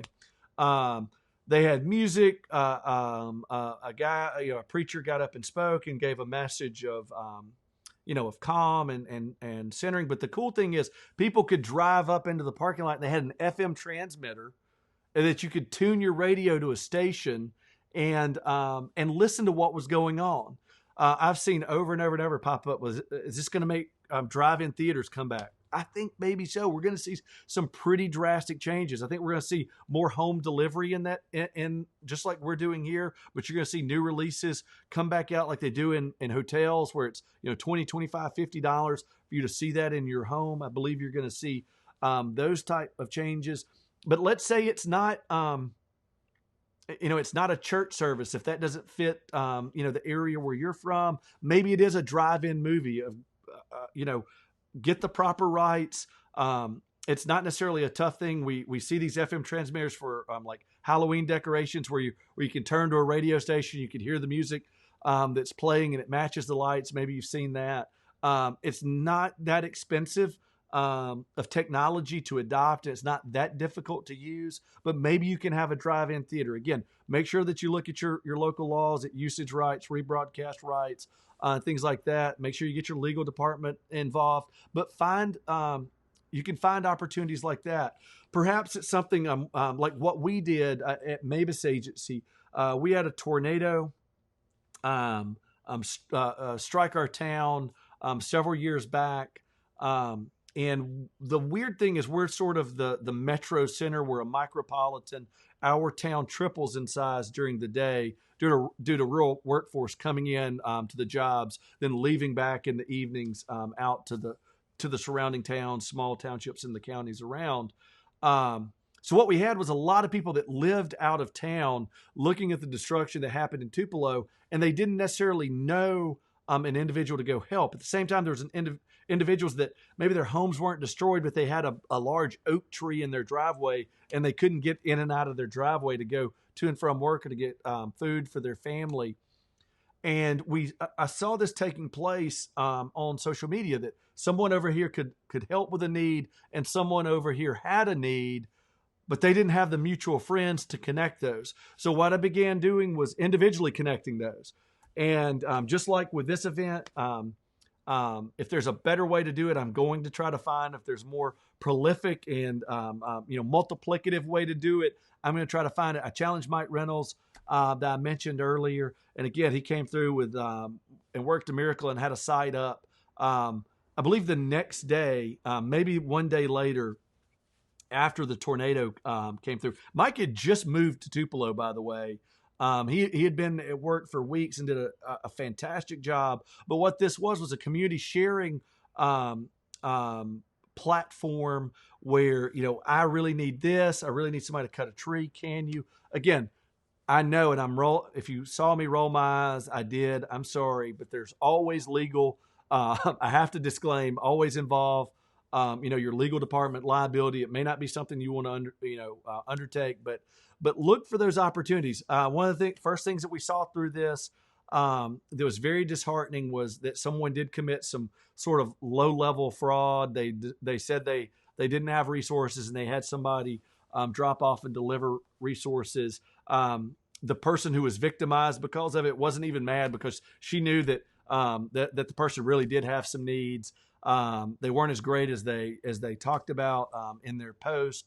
but watch out for things like that. But look to be a connector. Maybe use your parking lot for staging. But certainly, what's going to happen as federal relief becomes more and more prevalent, there is a huge amount of people out there with questions about what's happening around those. Try to be that conduit for that information, if nothing else. Obviously, especially the bank-centered products, SBA lending, and things like that. You have to be that information source for those things in your community. So take care of your community. And that really expands into take care of your local businesses. They're obviously a part of your community. Many businesses are struggling. The restaurant industry is probably struck harder than anybody else. I don't know what's going to happen there. Before shutdowns happened, I talked about, I think in Marketing Money podcasts, I know I did locally, there are restaurants, restaurants we would look at as being very successful, that are open 7 days a week, that being closed the wrong 2 days would put them out of business, because it would mean they would miss their monthly income. On the right Friday, Saturday, they would miss the bulk of their income that would make their month, allow them to pay their people, allow them to pay rent. And now we have restaurants that have been inaccessible or remotely accessible or diminished accessibility for days, if not weeks. And it is hitting that industry hard. We have to figure out how to support them. As John mentioned, you've heard us say sort of maybe ad nauseum at this point, buying those gift cards, distributing them to others, finding ways to help those individual businesses. Hotels are obviously hit where they're targeting 85, 87% occupancy. They're like 5 to 7% occupancy. It's, our industries are being rocked. There are plenty of people on furlough that will get paid for maybe a week, and we don't know what's going to happen after that. Be proactive. I said earlier in one of the sessions, I see some banks offering deferments and deferral programs for loan payments. I've seen some people be really proactive, but I've seen some people bury those. It's a dangerous sort of sword. Please, I understand. And as I said with the first one, you have to be in business, and I have a tremendous amount of empathy, but don't bury those. Have those proactive. If you're going to handle it by a case basis, make a rubric to judge those, make it qualitative and quantitative as much as you can, to make those accessible. So they're not just people that are solvent. You don't need to give those, or you want to, be judicious about how you give those away. You want the people with the highest needs to be the top users of those, but figure out how to make that happen instead of hiding some of those away. And look, when I say hiding, I don't mean one page away. I mean, if you had a discussion within your bank of how to hide those, that means you're probably hiding this. I'm not in any of those conversations. I don't know that anybody did it. I'm just saying I feel like some of those may be buried 5, 6, 10 clicks deep. So I would say if you're struggling, again, your first order of operations is stay in business. You can't give away too much for too long, but figure out maybe some other methods to make those happen. Next is take care of your brand. John mentioned it earlier. You are looking at an audience that's at home, our largest captive audience. Half of Americans are at home and they're bored. Well, I don't know what the numbers, I won't make a strong statement. Around half, maybe even more than half, are at home. They're bored. They're trying to figure out things to do. Some of our streaming platforms are giving away digital service. They're engaged digitally, probably more so than ever. So your digital advertising, you're going to have more and more people as they struggle to find entertainment with no live sports. They're getting tired of the news because we're not getting a whole lot of new information. Be able to be engaged with them on those digital platforms, whether it's with a message of strength that we're going to be here for you, or we're here for you, or here are options to be here for you, are different solutions for where they are. You have an opportunity that we may not ever have. And I don't want to be, somebody posted a really, I tried to find it. I couldn't, but You don't have to make money off of the crisis, but it's okay to survive and to make money and to be in business during the crisis. None of us asked for this, obviously. So being able to power through it as a business is important. You are still a for-profit business, most likely, and you need to be able to stay in business and find those ways to engage. But you have a captive audience that you can at least get your brand and a brand impression in front of them in a way that maybe you haven't been able to do before. The last aspect that we'll talk about is take care of your future. That captive audience we mentioned earlier, a lot of them have kids, and not only is there a group of people getting used to the new normal that's hopefully temporary. We'll either go back to work, or I don't really see us staying at home forever. I don't see how it can be sustainable. Either we're all going to wind up with this terrible disease, or we're going to go back to work at some point. But we're at home. I saw a lot of messages that say, I guess I'm a teacher now. I'm getting the packets. I help my oldest daughter work on her AP U.S. history paper, and I love being able to engage with stuff like that and help and be able to give that knowledge. But I'm not abundantly prepared for that. And so even as a parent, I'm looking for resources to help me. We've talked over and over and over, with all due respect, and I understand why and who gets to pick the curriculum and all that we teach A squared plus B squared equals C squared, but we haven't told our kids how to balance their checking account or how to file taxes and things like that. Obviously, there are a lot of organized ways. ABA is a fantastic platform. Groups like EverFi has a tremendous push towards our community, and there are many, many others that I'm not mentioning. I apologize for that, but there are places to find that curriculum. Some of you already have that curriculum, and we have this captive audience. Not only do we have a captive audience, we have a need. We have parents trying to figure out how to teach their kids and give them a valuable education while our professionals are sidelined and while we're missing them. So it's an incredible opportunity to share that information, that data, that curriculum that you have, to share that information, just as I'm taking the opportunity. This is essentially a camera on a stick coming to you live. You don't have to use the same software and the same platform native to Facebook Live. You can go live in a matter of minutes. And the production value doesn't have to be fantastic. You can teach financial literacy from your house, from your home, from your bank, and endear yourself to 2 generations, because let's face it, the kids aren't the only one that need to learn through this. We have a ton of unprepared adults facing a financial crisis on top of a health crisis that maybe didn't have enough savings prepared, that maybe didn't have the financial resources that they needed, to where the government has to step in and give relief, both to individuals and to business. So it may be too late for some of them. A lot of you ask, and I'll go revisit this in a minute, how to be empathetic and how to not be distasteful or tone deaf during this time. So I'll give you some tips on that as we sort of wrap this up and go through one more round of questions. But you have this audience that you can teach both the kid or children and the parent at the same time. I do want to point out that idea came from Kevin Tate, that I've given plenty of shout outs to. Our group got together, and where this conference grew out of is, what can we do to help our community, our banking community, and our community at large? And tremendous, fantastic ideas came out of this about how to re-engage and share resources. Emma Geiger and some others had those ideas and shared them with us. I don't know where all those individual ideas came from, but fantastic group of people. As we think about more, as we hear from you and what you have to say, we want to share those with others. Again, idX is idea exchange. We want to share those ideas now more than ever. And we need you to share that same sentiment with your group of clients as we move out of this. So I want you to all stay with us for a few more minutes as we wrap up. We're finishing a good. Right now, we're on pace to be 45 minutes early for what we originally posted. I wanted to. We've never done this, so I didn't know how each thing would run timing wise. But it's better to get out there and do it, just like I'm encouraging you guys to do. I would much rather be early than late.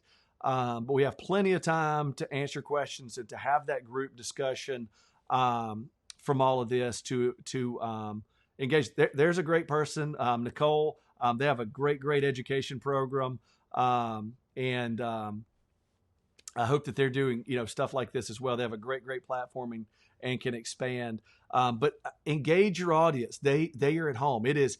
I wish that we would have set up. We pointed out having this discussion, but in our break, a time lapse GoPro in the corner when the group came in and worked all this together.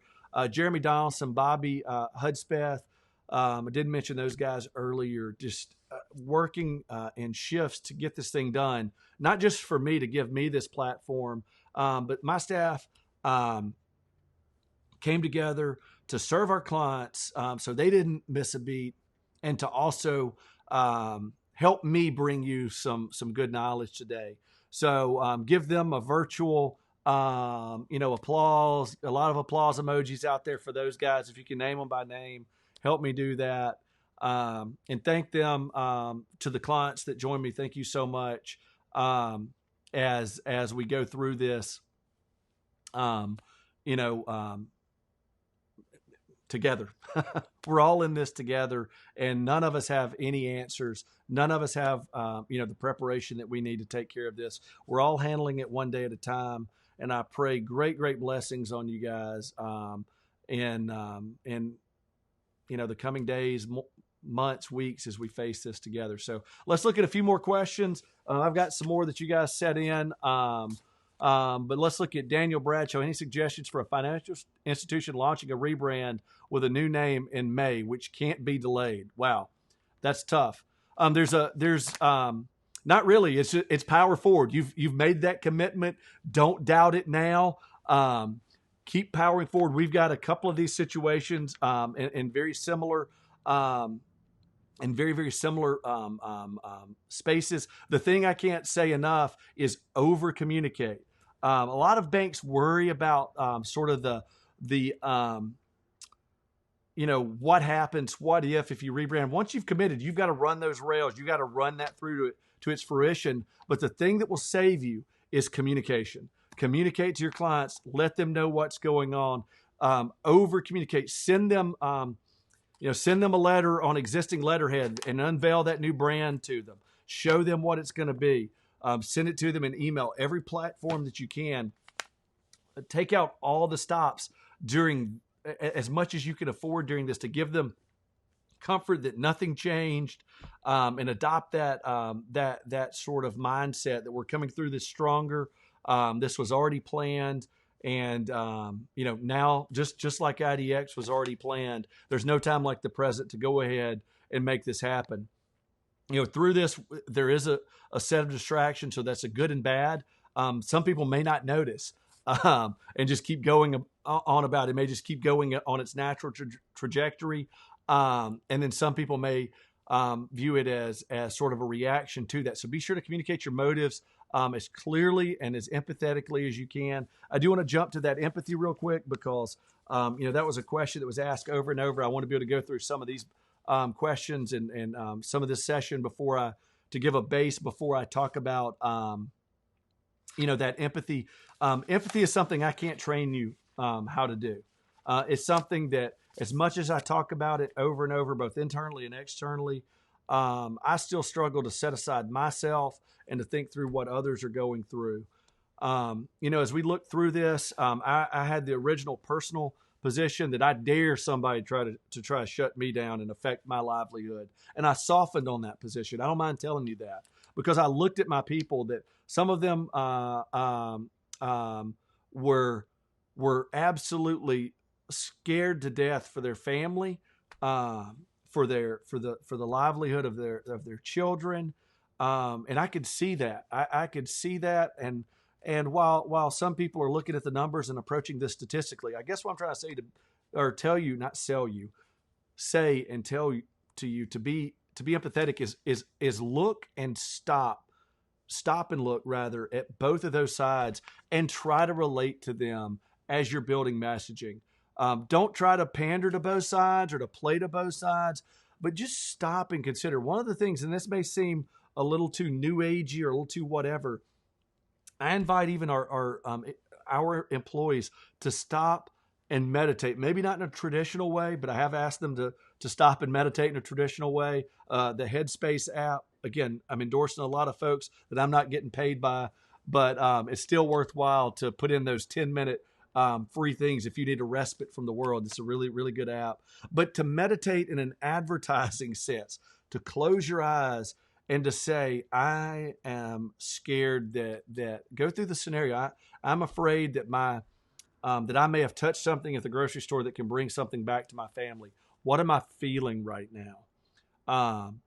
I am in denial, in total denial. I don't think this is going to affect me. What am I feeling right now? Process those things. Say those things out loud.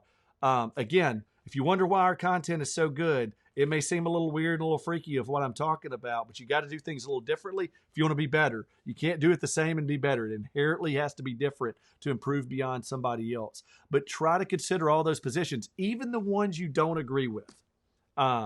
Even the ones that maybe you don't see eye to eye with, but you can understand. Play those through in your mind as you're coming through. I don't have a lesson other than that to be empathetic. There's no set of words that you put in combination that become empathetic. It really is a mindset, and it grows from being empathetic, from a position of empathy. And I can tell you from personal experience, it grows from stopping and thinking about it from someone else's perspective. You can't hack it. You can't fake it. You do have to stop to communicate empathetically. You have to stop and be empathetic. I know we got some good ones. Lauren, my friend Lauren Johnson, joined us from Arkansas, from Jonesboro. Any advice how to guide employees who want to become thought leaders in their lines of business? Trust, wealth, agri, etc. Set up your camera and start. You will. We have the blessing to have a built-in audience, to have a built-in platform. Lauren is from Bank OZK, that is well known in the industry. So I do think you have a platform. So utilizing that platform, the thing is to be willing to start. John Acuff, if you know who this guy is, a writer, a business writer, and sort of a thought leader, as a neat, had great advice that I'm glad I saw. We didn't plan to do it, but I'm glad it's being reinforced. Some people tend to start, at least I believe is him. If I'm misattributing it, I'm sorry. When you're starting your first Facebook Live, the tendency is to wait to some people to join. Nobody's going to join if you're not giving them good and updated content. If you're not actually being engaging, nobody's going to say, hey, come check this out. If you're like, I'm waiting on some people to join. We powered through and started when there were 8, and I can tell you the things jumped up in above 100 very, very quickly. But we did do our thing to promote it. So promote it out the way we promote it. It's a great template. The thing I love the most is me walking upstairs here, downstairs. It doesn't have to be polished. It just has to be engaging. That boiled out of my desire to do a thing. So if they don't have the desire, it's probably not going to go well. You can't just become a thought leader because you want to. You do have to have some skills. I hope I'm pretty decent at this and gave you as much as I'm trying to get used to the scenario and what all's going around and where are my graphics and where's my sign, where's my eye line. I'm not a trained broadcaster, but this, I don't know what I would give myself as a grade, but it doesn't have to be an A+. You're going to mess it up. You're going to have some little hiccups and bumps, but my best advice is to start. They're already thought leaders. I don't doubt that I'm an expert bank marketer. I don't have to lock this out to anybody. I don't have to not share my software. I hope Tom and his group, who is a peer and a competitor, I hope he does the same thing and he shares the good news from their business. Tom has a if you haven't heard him speak, he has a fantastic voice. He sounds like an NPR announcer. He's such a great presenter. I love hearing Tom speak.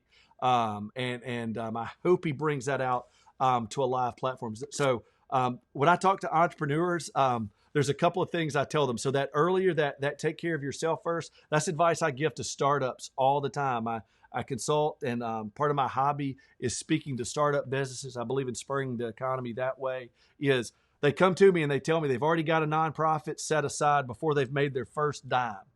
And they're going to give 90%, 80%, 20% of their proceeds. And what I tell them is, I hear you. Put that oxygen mask on first. Take care of yourself first. The second thing, you will get rich, then give it away. You'll be able to do that if you keep first things first. But the second thing I tell them is the advice, Lauren, I would give to you and your people in their lines of business and anybody else out there is if you think you should start, you're already too late. But don't be defeated by the fact that you're too late. You're just behind. Go ahead and start it and do it. We put this together. I wish I had a documentary crew just showing, the effort of all of our people to do it. And the fact that while we do have great professionals, we were able to put up beautiful graphics. Our people worked extra hard to do that and make production value high. But just how lucky it is that all this came together. It was through diligence and hard work, but it was through a desire to do it. And as long as they have that desire, my advice is to put that desire into motion and to have those events. David D, on a scale of 1 to 10, how important is an active social media presence today for a small community bank? I think Tom's already answered this. I saw the number 10 pop up. I didn't know where it came from. I'm gonna one up Tom and say 11. Turn it up to 11. If you need a break, a quick joke there. Google Spinal Tap. Turn it to 11. There's a small clip where Rob Reiner, the director of the real movie and the fake director of the fake movie, is like, well, why not just make 10 louder? Because it goes to 11. Do it as much as you can. There's a difference between, you said having a social presence. I'm going to again give a semantic argument like I did earlier. There's a big difference between having a presence and being present. I credit Scott Stratton, the writer of a book called Unmarketing. The only thing, if you go get that book, the only thing I disagree with him on is scheduled post. He doesn't like scheduled post. I think you're fine doing some scheduled posts. We do it, but stay engaged actively. But be present, not just have a presence. You have to be active and engaged. Be out there answering questions, asking questions. Do events like this. Absolutely go out there and be engaged. So how important is it on a scale from 1 to 10? Right now staying in business is 11 of 11. So you have a lot of different warring ideas going on, but in as much as you can, it is absolutely important enough to make one of your top priorities.